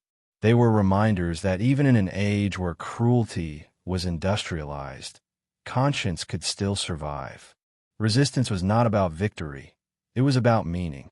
It was the fragile thread connecting the living to the lost, proof that even when surrounded by darkness, human beings could still choose to be light. And that is perhaps the most haunting truth of all. The Einsatzgruppen believed fear would rule forever, that obedience would outlive memory. But they were wrong. From the ghettos to the forests, from attics to camps, from pens to rifles, resistance left scars deeper than fear. It whispered through generations. You can burn our homes, you can erase our names, but you cannot kill the will to live, to fight, to remember. The shadows of resistance remain, stretching across time, silent, solemn, eternal reminders that courage, however small, is the last weapon of the human soul. Chapter 13. Witnesses to the Abyss. When the war finally began to crumble beneath the weight of its own horrors, the world did not yet understand what it was about to see. The smoke that rose from Poland in the east was not just from burning cities. It was from the ashes of an entire people. But the killing had been so vast, so deliberate, so monstrous that it defied comprehension. And when the first witnesses stepped into the ruins of that empire of death, they entered a silence too deep for words. They were soldiers, villagers, nurses, priests, men and women who had come to fight a war and instead found a wound that had consumed the world. They were not prepared. No one could have been. The human mind was not built to see this and remain unchanged. In the spring of 1944, Soviet troops advancing westward reached the edge of a camp near Lublin called Majdanek. The Germans had fled in haste, leaving behind barracks, barbed wire, and a stench that no wind could carry away. The soldiers expected prisoners of war, maybe political captives. What they found instead were gas chambers disguised as showers, piles of shoes stacked higher than a man, mountains of ashes, and half-burned bones scattered across fields like snow. They found warehouses filled with human hair, suitcases marked with names, photographs of families long gone. The silence was unbearable. It was the silence of a world that had forgotten to breathe. The soldiers stood in disbelief, some crossing themselves, others vomiting where they stood. The sight was beyond the reach of reason. Majdanek was the first camp liberated intact, and its discovery was the first crack in the wall of denial that had protected the Nazis' crimes. Soviet reporters were brought in to document what they saw. They wrote of crematoria, of ovens still warm, of corpses piled like logs. They interviewed the few survivors, skeletons wrapped in skin, eyes sunken into faces that no longer seemed human. One survivor whispered, "You will not believe us. No one will." It was not cynicism, but prophecy. She understood something that the liberators did not yet grasp, that the world would struggle not only to comprehend this horror, but to accept that it was real. As the Red Army pressed further, more camps fell. Sobibor, Belzec, Treblinka, places where nearly all evidence had been erased, their structures dismantled, their ashes scattered. The Nazis had tried to make these places vanish, to scrub them from memory. But the earth remembered. Bones surfaced after rain. The soil was black with ash. Trees grew where fires once burned, their roots curling through what was left of humanity. The soldiers walked those grounds like men treading on ghosts. They realized that every step was across graves. In January 1945, the Red Army reached Auschwitz. The Germans had tried to destroy the camp before fleeing, blowing up crematoria and burning documents. But they cannot erase everything. The gates still stood, the barbed wires still hummed in the cold wind, and the smell of burned flesh and chemicals, still hung in the air. When the soldiers entered, they found 7,000 prisoners too weak to move, lying on bunks like shadows. Children stared with eyes too old for their faces. One soldier, hardened by years of war, later said, "I had seen death before, but not like this. This was not death. It was the end of the world." Photographs taken that day remain among the most haunting in existence. Children in striped uniforms, their numbers tattooed on their arms, The piles of hair, of glasses, of prosthetic limbs, the empty canisters of Zyklon be stacked in storerooms. Liberation did not bring joy. It brought disbelief. The survivors did not cheer. Many could not even stand. They stared at their rescuers in confusion, afraid it was another trick, another transport, another lie. Freedom, after so much terror, felt unreal. Some wept. Some remained silent. Others collapsed and never woke again. When the Americans and British began liberating camps in the West later that spring, they too found themselves face to face with the abyss. In Buchenwald, Dachau, Bergen-Belsen, Ohrdruf, the scenes were beyond horror. The first soldiers to enter described a smell so thick it seemed to coat the lungs, a mix of rot, disease, and smoke. Bodies were piled like firewood, some still moving. Survivors reached out with skeletal hands, begging for water, whispering in languages the liberators did not understand. At Bergen-Belsen, British soldiers discovered 30,000 corpses and 10,000 survivors dying in filth and starvation. Typhus raged through the camp, spreading even to the rescuers. It took weeks to bury the dead, and when they did, the bulldozers had to be used because there were too many bodies for hands to count.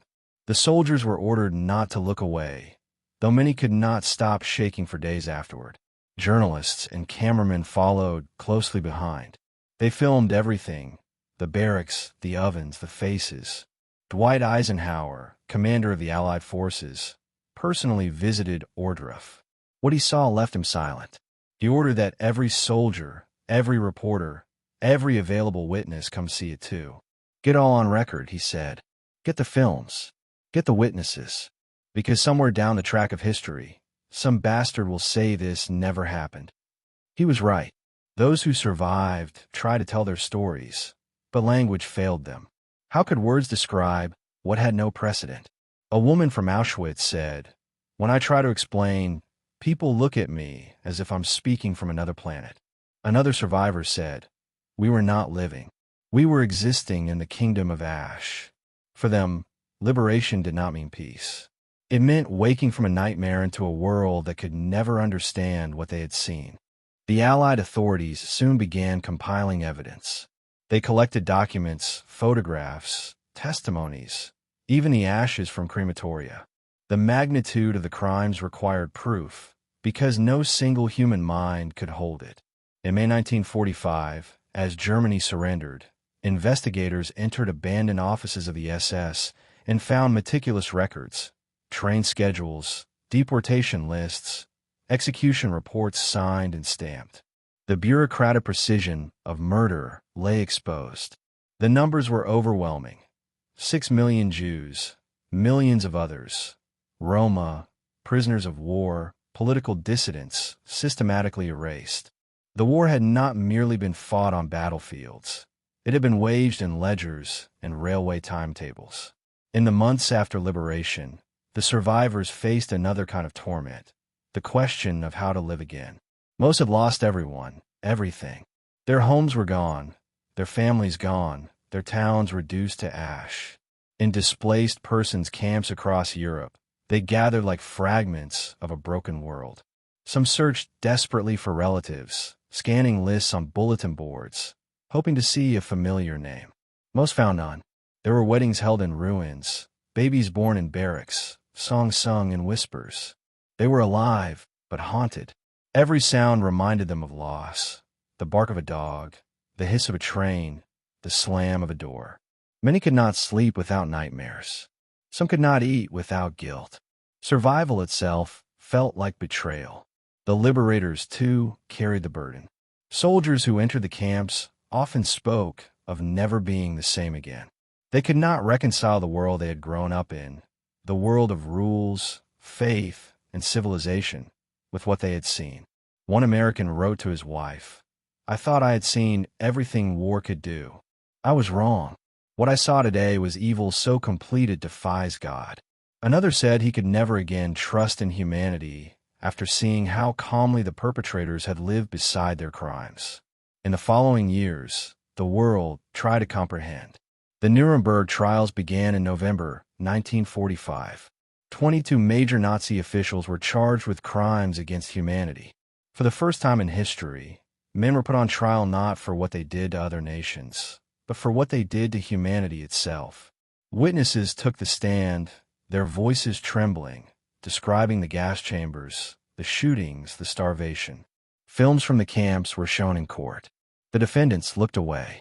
Some wept, others smirked. The judges watched in silence. When the sentences were read, 12 were condemned to hang. But justice, though necessary, felt hollow. It could not resurrect the dead. It could not restore what had been destroyed. For the survivors, testimony became both duty and curse. They carried memories like open wounds. Some spoke immediately, desperate for the world to know.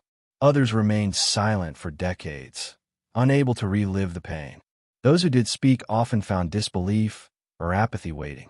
In the first years after the war, Europe wanted to rebuild, not remember. The ruins were physical enough. No one wanted to confront the moral ones.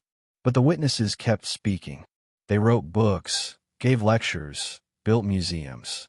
They told the stories because forgetting would mean the killers had won. The world began to listen slowly, painfully. The photographs of emaciated bodies, the films of bulldozers pushing corpses into pits, the testimonies of camp survivors, all became evidence, not just of the Holocaust, but of what humanity was capable of. The term genocide was coined to describe what had been done. It was a word born from ashes. It meant that now there was language, however inadequate, to name the unthinkable. As years passed, the survivors grew older, and the burden of memory grew heavier. Some dedicated their lives to education, warning future generations of the danger of silence. Others lived quietly, carrying the past like a shadow.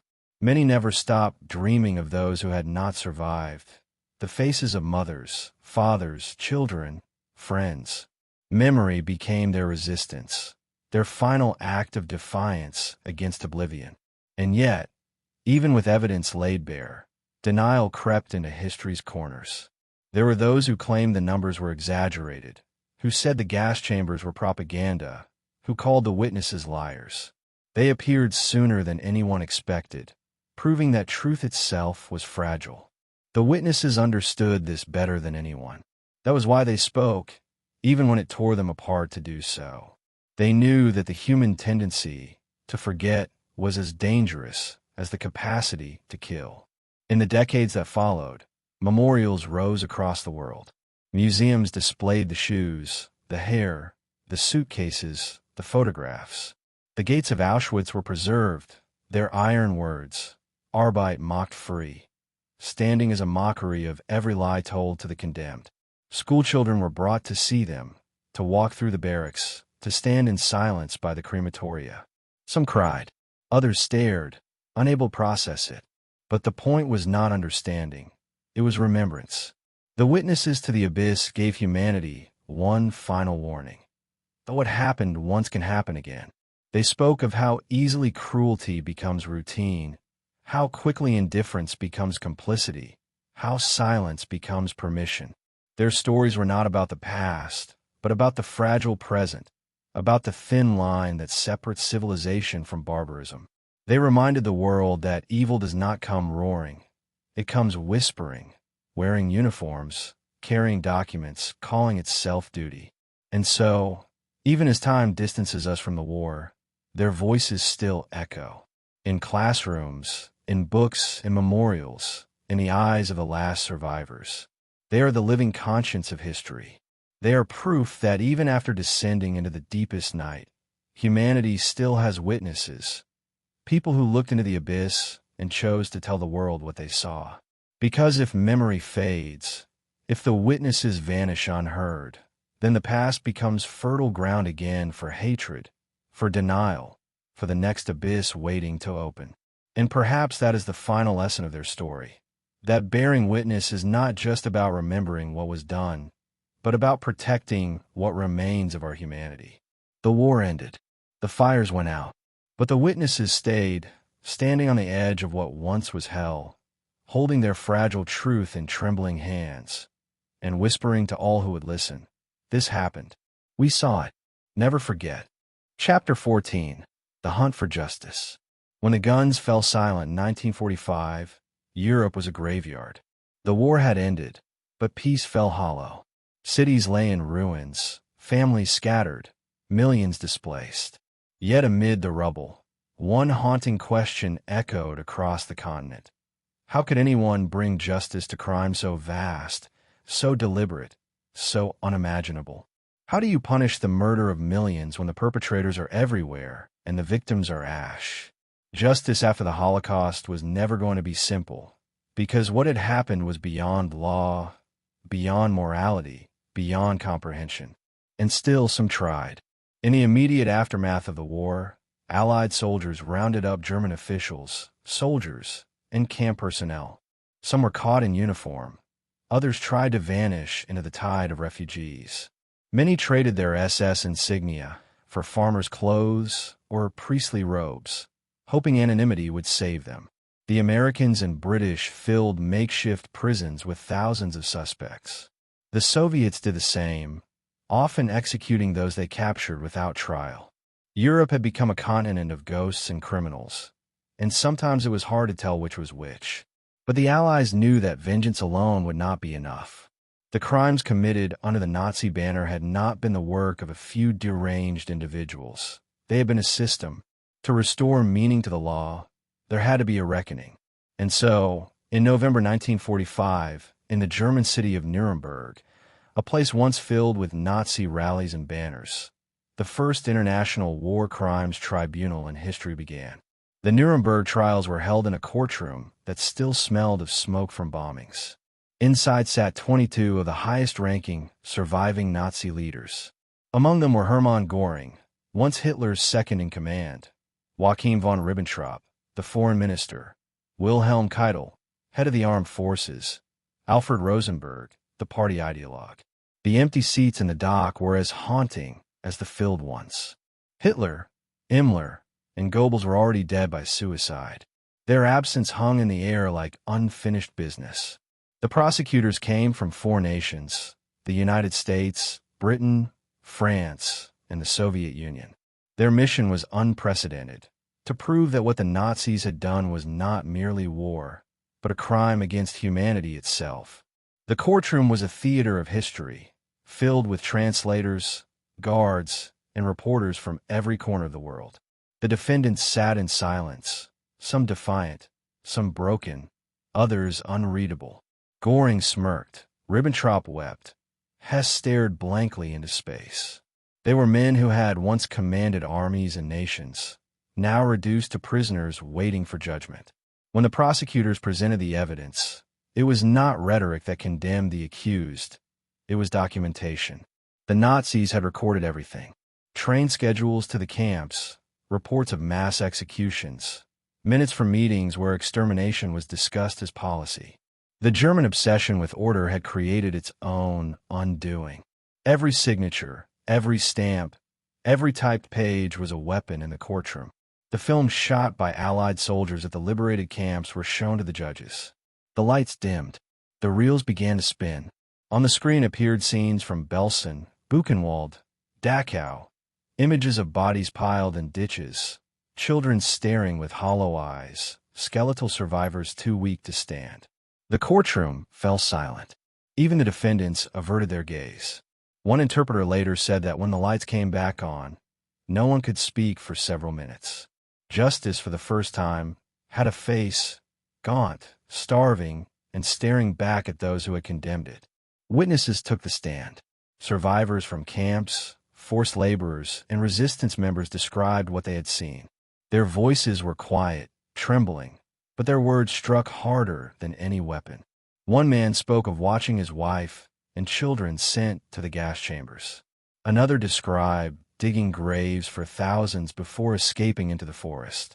Their testimonies filled the courtroom with a grief so heavy it seemed to absorb the air itself.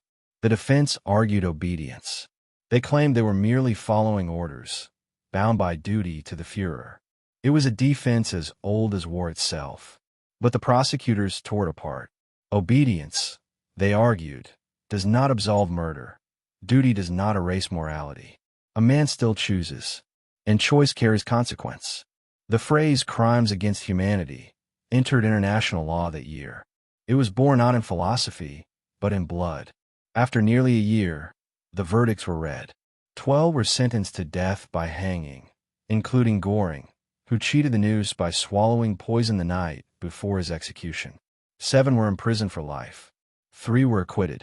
For many, it was not enough. The dead numbered in the millions, and only a handful of their killers had faced justice. But the trials had done something greater than punishment. They had defined evil in legal terms. They had declared that mass murder, no matter how bureaucratically organized, was not just a crime against nations, but a crime against the human race.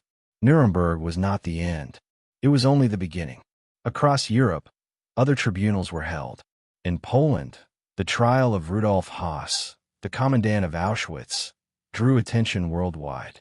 He testified with chilling detachment, explaining the efficiency of the gas chambers as though discussing factory production. He admitted to the murder of over 1 million people. His lack of emotion horrified everyone present. When he was hanged at Auschwitz in 1947, it was on the gallows built beside the crematorium he had commanded. The symbolism was inescapable. But for every man like Höss who was captured, dozens slipped through the cracks. Many fled to South America, Argentina, Chile, Brazil, where sympathetic regimes offered sanctuary. The network that smuggled them out became known as the Ratlins. Some were aided by former SS officers, others by priests who believed they were saving souls from vengeance. Among those who escaped was Adolf Eichmann, the bureaucrat who had orchestrated the deportation of millions. For years, he lived quietly in Buenos Aires under the name Ricardo Clement. His capture in 1960 would become one of the most dramatic episodes in the history of post-war justice. Israeli intelligence agents from Mossad tracked him for months, confirmed his identity, and abducted him on a quiet road as he returned from work. They smuggled him to Israel hidden inside an airliner. His trial in Jerusalem was broadcast to the world. Survivors filled the courtroom. Eichmann sat in a glass booth, expressionless, while witnesses told their stories. When asked if he felt guilt, he said, "I was following orders." The world saw in him not a monster, but a man terrifyingly ordinary. Proof that evil can look like bureaucracy wearing a human face. He was found guilty and hanged in 1962. His ashes were scattered at sea, so no grave could honor him. Other hunts followed. Klaus Barbie, the butcher of Lyon, who had tortured French resistance members, was found in Bolivia decades later and extradited to France in the 1980s. Joseph Mengele, the angel of death from Auschwitz, escaped justice entirely, dying in Brazil in 1979 under a false name. Franz Stangl, commandant of Treblinka, was captured in 1967, tried in West Germany, and sentenced to life in prison. Each trial reopened wounds, but each was a reminder that time could not erase accountability. And yet, as years passed, the pursuit of justice grew more complicated. Many perpetrators had blended back into post-war society. Some had become businessmen, teachers, even politicians. The world wanted to rebuild, and in that rebuilding, memory sometimes became inconvenient. West Germany, desperate to stabilize, granted amnesty to thousands of former Nazis. The Cold War shifted attention from moral reckoning to political survival. The same men who had once worn SS uniforms now worked in new bureaucracies, quietly guarding their pasts. Justice became selective, uneven, often postponed. For survivors, it was a second betrayal. They watched as their tormentors lived comfortable lives while they themselves struggled with trauma and displacement. Some took justice into their own hands. A group of Jewish survivors calling themselves the Nachum plotted revenge, planning to poison German prisoners or contaminate water supplies. Their leader, Abba Kovner, later said, "We wanted to be the voice of the dead." Most of their plans failed or were abandoned, but their existence spoke to the raw wound left by inadequate justice. The psychological weight of testimony also became its own form of reckoning. Survivors stood in courtrooms describing what they had endured, often breaking down mid-sentence. Some fainted, others screamed, others fell silent. Their words carved scars into the conscience of the world. But they also made it impossible to deny. Each trial, each document, each confession built the wall of truth higher, against which denial would someday crash. The legacy of the post-war trials was not only legal, it was moral. Nuremberg established principles that would later define international law. The idea that "I was following orders" is no defense. That individuals, not just nations, can be held responsible for atrocities. That crimes against humanity transcend borders and time. These principles would echo in later tribunals for Rwanda, the Balkans, and beyond. In that sense, the ghosts of the Einsatzgruppen helped shape a future where accountability became humanity's last defense against itself. But justice, even when delivered, could never be complete. How do you measure guilt when the scale holds millions of lives?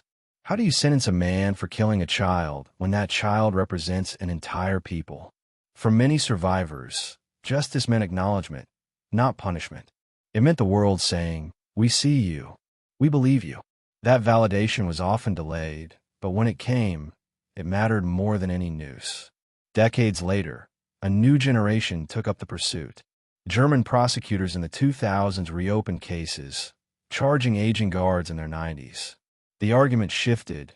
You didn't need to have killed with your own hands. Serving at a camp was enough. Each trial was a race against time, the defendants frail, the witnesses older still. In 2011, John Demjanjuk, a former camp guard, was convicted in Germany at age 91. In 2020, another former guard, Bruno Day, was found guilty at 93. The world watched as justice, limping but alive, still walked. The hunt for justice after the Holocaust was never about revenge. It was about memory, about defining the boundaries of humanity. The Einsatzgruppen and the architects of genocide had believed they could erase their crimes with fire, with secrecy, with time. But time became their enemy. The truth did not vanish. It resurfaced, again and again, in courtrooms, in documents, in the trembling voices of survivors. Justice was slow, imperfect, incomplete, but it existed. And its very existence was proof that civilization had not surrendered completely to barbarism. In the end, the pursuit of justice after the Holocaust was not about restoring balance. It was about bearing witness through law, about writing into history that even when humanity descends into its darkest hour, there must be a reckoning. The trials did not heal the wound, but they kept it from closing in silence. They turned memory into warning, and punishment into testimony. For those who sought justice, the task was endless. The last Nazi would die one day, but the duty to remember would not. The men of the Einsatzgruppen were gone, but their shadow remained, stretching through time. And in that shadow, the world learned an eternal truth, that evil cannot be undone, but it can be named.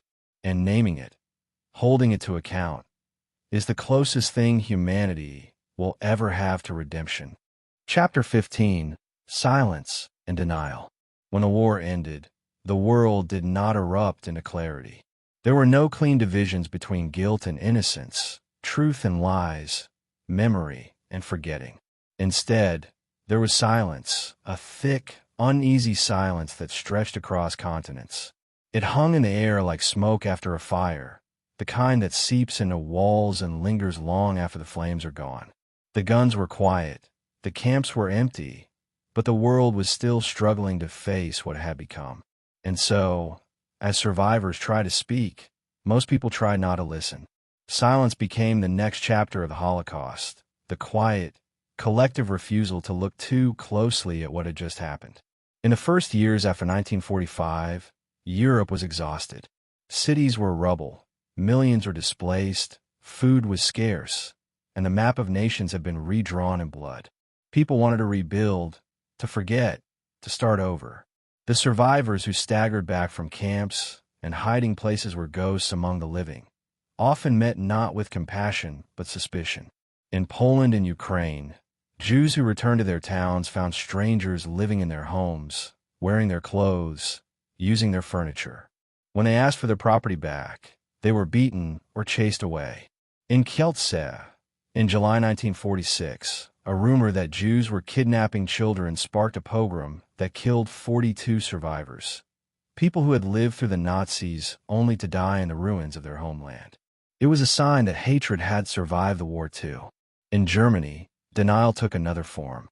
The majority of citizens claimed ignorance. They said they had not known about the camps, that they had believed the deportations were for resettlement. When confronted with photographs of the dead, they looked away. Some wept. Others insisted the images were propaganda. In small towns near Belsen or Dachau, villagers told Allied investigators that they had smelled nothing, seen nothing, heard nothing. But the smoke had drifted over their fields. The trains had passed through their stations. The ash had fallen on their roofs. The silence was not born from ignorance. It was born from shame. The Allies themselves contributed to the silence, though for different reasons. As the Cold War began, political alliances shifted. The West needed West Germany as a bulwark against the Soviet Union. Justice was soon overshadowed by pragmatism. Denazification programs, once strict, softened. By the early 1950s, thousands of former Nazi officials had returned to government service, to teaching, to business. The very people who had helped build the machinery of genocide now helped rebuild the nation. The new narrative was one of economic recovery, the Wirtschaftswunder, the German miracle. The Holocaust was a subject too heavy for a country desperate to forget. In Eastern Europe, silence took a different shape. Under Soviet rule, the story of the Holocaust was buried beneath ideology. The Nazis' victims were not remembered as Jews, but as Soviet citizens. The mass graves of Babi Yar and other killing fields were framed as symbols of fascist crimes against socialism, not as part of the genocide against the Jewish people. Monuments were built, but they spoke in generalities. The word Jew rarely appeared. To speak of Jewish suffering specifically was considered bourgeois, even disloyal. And so, the Holocaust was swallowed by politics, its meaning diluted by propaganda. The Einsatzgruppen's victims became faceless once more. For the survivors, this silence was suffocating. Many who tried to tell their stories found no one willing to listen. Neighbors grew uncomfortable. Publishers rejected manuscripts.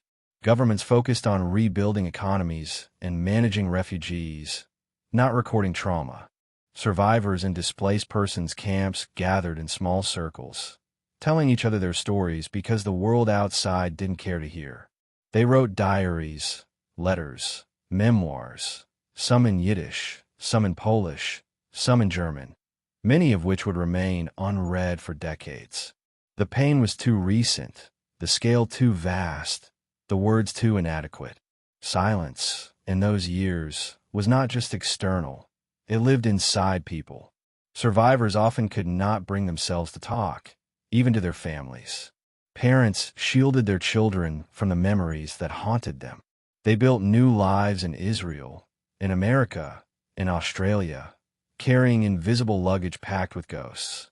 At dinner tables, they spoke of work and school, not of camps and pits. Many had nightmares for the rest of their lives, dreams of trains, of smoke, of footsteps in the dark. But in the daylight, they stayed silent. For them, survival meant learning to live alongside absence. The world at large also turned its attention elsewhere. The Cold War consumed the headlines. Hiroshima and Nagasaki became symbols of a new kind of apocalypse. Colonial empires crumbled, new nations rose, and the Holocaust, an atrocity so immense that it defied language, faded into the background of history. Even in Israel, founded as a refuge for Jews after the war, the early years were marked by ambivalence toward survivors. The young nation admired resistance fighters, not victims. Survivors were often seen as reminders of weakness, as people who had gone, like sheep, to the slaughter. It took decades for that cruel perception to change. The silence began to crack slowly, almost accidentally. In 1953, Yad Vashem was established in Jerusalem as a memorial to the victims, but for years it remained a place of documentation more than discussion. The turning point came in 1961 with the trial of Adolf Eichmann. For the first time, survivors were invited to testify before the world. Their voices filled the courtroom in Jerusalem, broadcast live across the globe. Millions listened as they described the ghettos, the trains, the camps. It was no longer abstract. It was human. The trial forced the world to confront what had been buried in silence. It was not only Eichmann on trial. It was memory itself. After the trial, something shifted. Survivors began to speak publicly. Books appeared. Memoirs like Primo Levi's If This Is a Man and Elie Wiesel's Night. They wrote not for vengeance, but for truth, to reclaim their humanity from the silence that had buried it. Levi wrote, "Monsters exist, but they are too few in number to be truly dangerous. More dangerous are the common men." That sentence broke the illusion of distance, forcing readers to see themselves reflected in the machinery of complicity. Wiesel wrote, "To forget would be not only dangerous, but offensive. To forget the dead would be akin to killing them a second time." The silence was breaking, word by word. In Germany, the process was slower. The generation born after the war grew up surrounded by unspoken guilt. Their parents refused to discuss the past. Schools taught little about the Holocaust until the late 1960s. But when the student movements of that decade erupted, young Germans began demanding answers. They confronted their teachers, their parents, their politicians. They asked, "What did you do? Where were you?"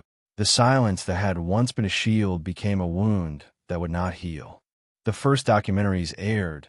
The first public debates began. The country slowly learned that forgetting is not freedom. It is a prison built from denial. Still, denial persisted elsewhere. Neo-Nazis emerged in both Europe and America, spewing lies about gas chambers and mass graves. Some called the Holocaust a hoax. Others claimed the numbers were exaggerated. In France, former collaborators wrote books, trying to rewrite history. In the Arab world, political hatred of Israel fueled denial of Jewish suffering. These voices were fringe at first, but as time passed and survivors began to die, denial gained a foothold in the shadows. It spread through pamphlets, speeches, then through the new digital age, where lies travel faster than truth. The deniers exploited humanity's fatigue, knowing that the further the Holocaust recedes into the past, the easier it becomes to twist its memory. Silence and denial are siblings. One hides the truth, the other replaces it. Together, they threaten memory itself. And memory, fragile as it is, became the only weapon left. Historians, archivists, and survivors devoted their lives to preserving it, documenting names, dates, testimonies, photographs. Each story saved was a blow against oblivion.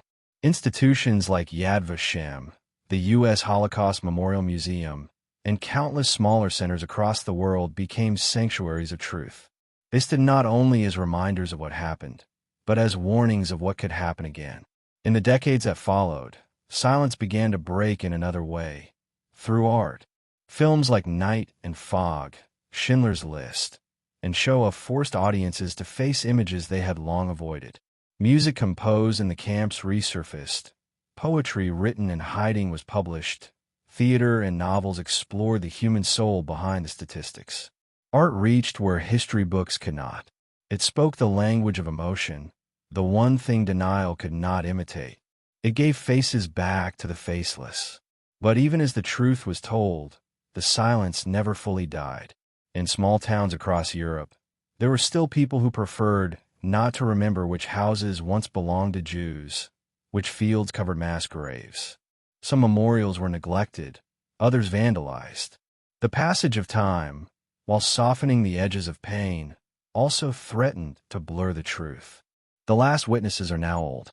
Their voices tremble, but their memories burn with clarity. They know that when they are gone, silence will try to return. And so, every generation faces a choice, to remember or to forget. Denial is easy. It flatters pride, soothes guilt, allows people to move on. But memory, true memory, hurts. It forces confrontation with what human beings are capable of. It exposes not only the monsters of history, but the indifference that lets monsters thrive. The silence after the Holocaust was not just a refusal to speak. It was a fear of seeing humanity reflected too clearly in the mirror. Because to remember the Einsatzgruppen, the camps, the victims, is to admit that civilization itself is fragile, that morality can collapse in the span of a breath. Yet in that admission lies salvation. For memory, painful as it is the only thing that keeps history from repeating itself. The survivors understood this. That is why they broke their silence, why they told their stories again and again, even when their voices cracked and their hearts bled. They were not speaking just for themselves. They were speaking for those who never had the chance to speak at all. The silence that followed the war was not the end of the story. It was the beginning of a new struggle, the battle between truth and forgetfulness, between remembrance and denial.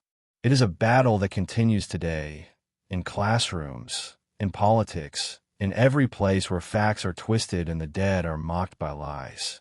The Holocaust may belong to the past, but silence and denial are very much alive in the present. And that is why the voices of the witnesses still matter. They are our defense against amnesia.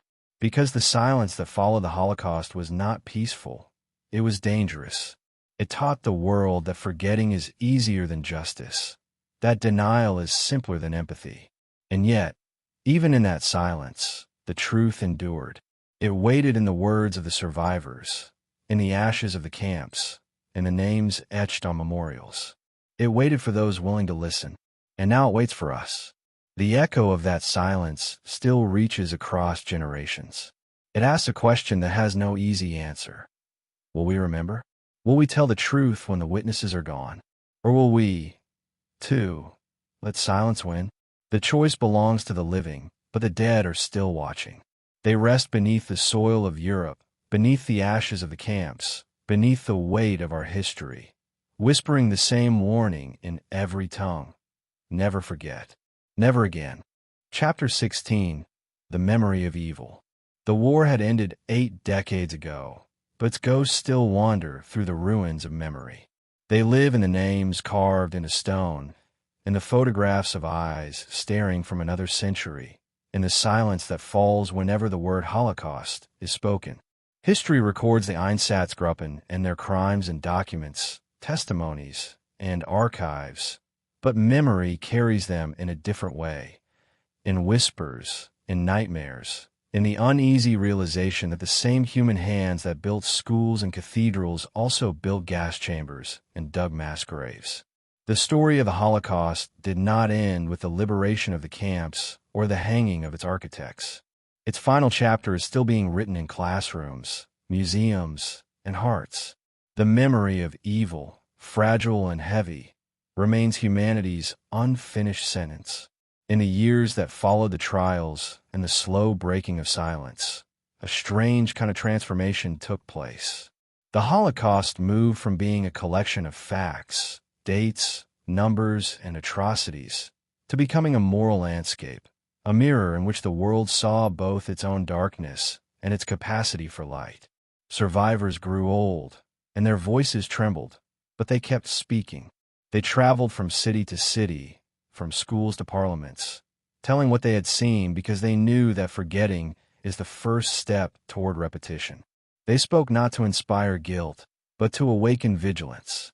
You are not responsible for what happened, one survivor told a classroom of students, but you are responsible for what happens next.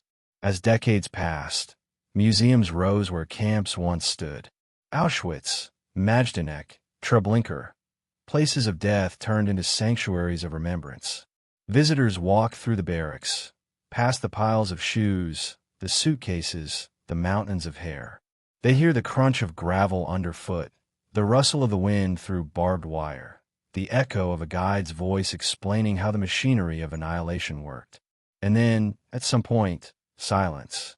A silence deeper than mourning, something that feels like awe or guilt or disbelief. People emerge pale, quieter, changed. No one leaves those places the same. The earth itself seems to speak, as if it still remembers the cries buried beneath it. Yet the memory of evil is not preserved only in stone and ash. It lives in the stories passed down, in the fragile continuity of culture that the Nazis tried to destroy. Songs once sung in ghettos are performed again on stages. Paintings created in hiding are displayed in galleries. Diaries written by trembling hands are read in classrooms. Each act of remembrance restores a fragment of the humanity that the Einsatzgruppen sought to erase. In that sense, every story told is a small resurrection. The victims, though gone, are given back their names, their voices, their dignity. But memory is not static. It evolves, it wrestles with time. As generations change, so too does the way the world understands the Holocaust. The first generation after the war lived in its shadow, haunted by guilt and silence. The second grew up surrounded by stories, films, and memorials, learning to see the Holocaust not only as a Jewish tragedy, but as a warning to all humankind. The third generation, today's, knows it only through screens and textbooks. For them, the photographs are history, not horror lived. The challenge now is to keep that distance from turning into indifference. Because once evil becomes abstract, it begins to lose its warning power. The memory of evil is fragile precisely because it demands effort. It requires empathy, imagination, and humility. The ability to look at faces in grainy photographs and understand that these were people who dreamed, laughed, and loved before they became statistics. It means recognizing that genocide is not born in darkness, but in daylight, in laws, in speeches, in slow, deliberate steps that feel reasonable until they no longer do. Memory must be active, not ritual. It must make people uncomfortable, alert, questioning. Otherwise, it becomes a museum exhibit, quiet, polished, and harmless. In the decades after the war, the lessons of the Holocaust became part of the world's conscience, woven into the language of human rights. The phrase, "never again," was carved into memorials, repeated by leaders, printed in textbooks. But never again proved easier to say than to keep. Cambodia, Rwanda, Bosnia, Darfur, each time the world watched mass murder unfold, it echoed the silence of the 1940s. The Einsatzgruppen were long gone, but their methods, their justifications, their psychology reappeared under new flags, new slogans. The tools change, the hatred does not. And so, remembering the Holocaust is not about the past. It is about recognizing the patterns that lead to atrocity before they harden into fate. The memory of evil asks uncomfortable questions. How does civilization coexist with barbarity? How does a cultured nation compose symphonies and organize genocide in the same century? How can ordinary men, fathers, clerks, and students become executioners? The answers are not locked in history. They live in human nature. The men of the Einsatzgruppen were not monsters. They were ordinary, obedient, convinced they were serving a higher cause. That is what makes the memory so dangerous and so necessary. It forces each generation to confront the thin line between morality and obedience, between belief and blindness. And yet, amid the horror, memory also preserves the light that survived. The stories of those who resisted, who hid children, who smuggled bread, who risked everything to save one life. These too belong to the legacy of the Holocaust. They remind us that even in a world overrun by evil, goodness did not vanish. It flickered quietly, stubbornly, often unnoticed, but existed. The memory of evil is incomplete without the memory of courage. Together, they form the truth that humanity is capable of both unimaginable cruelty and boundless compassion. Which side prevails depends not on fate, but on choice. As survivors began to pass away, their testimonies were recorded, voices captured on film and audio, so that they would outlive flesh. Their eyes, their pauses, Their trembling hands became part of the permanent archive of human memory. 1,000 years from now, when no one alive will have seen Auschwitz with their own eyes, those recordings will still speak. In them, the past refuses to die. But technology, too, brings new dangers. In an age where lies spread faster than truth, denial mutates into new forms. Online, Holocaust denial thrives under the guise of revisionism. Conspiracy theories claim the camps were exaggerated, that the numbers are false, that the witnesses lied. The same poison that fueled the Einsatzgruppen now infects the digital world. Faster, easier, more seductive. Memory, once rooted in testimony, must now defend itself in the battlefield of algorithms. That is why remembrance cannot be passive. It is not enough to visit a memorial once or to read a book in school. The memory of evil must be taught, renewed, defended. Each generation must take it personally, not as inherited guilt, but as inherited responsibility. It means standing against hatred when it reappears, no matter its target. It means seeing the warning signs in our own time, the scapegoating, the propaganda, the normalization of cruelty, and knowing where those roads lead. The Holocaust was not inevitable. It was made possible by silence, by fear, by people convincing themselves that small evils were tolerable. Remembering is not just about mourning the victims. It is about guarding against the first steps toward another abyss. The survivors knew this better than anyone. Many of them spent their last years visiting schools, telling their stories to children who would inherit a world they could only hope would be kinder. They spoke of starvation, of loss, of faith shattered and rebuilt. Some wept, some spoke with icy calm, some simply described the facts as if reading from a ledger. Each story was a thread in a tapestry of remembrance. One survivor once said, "I speak because when I am gone, there will be no one left to say, 'I was there.'" That sentence is the cornerstone of memory. The memory of evil has another purpose, to remind the world of what happens when prejudice is normalized. Before the Einsatzgruppen fired a single shot, there were words, pamphlets, speeches, jokes, laws. Dehumanization begins long before violence. It begins with language. Memory warns us that every slur, every stereotype, every casual cruelty is a seed. When enough seeds are planted, when enough people stop noticing, the forest of hatred grows again. The Holocaust did not begin with gas, it began with words.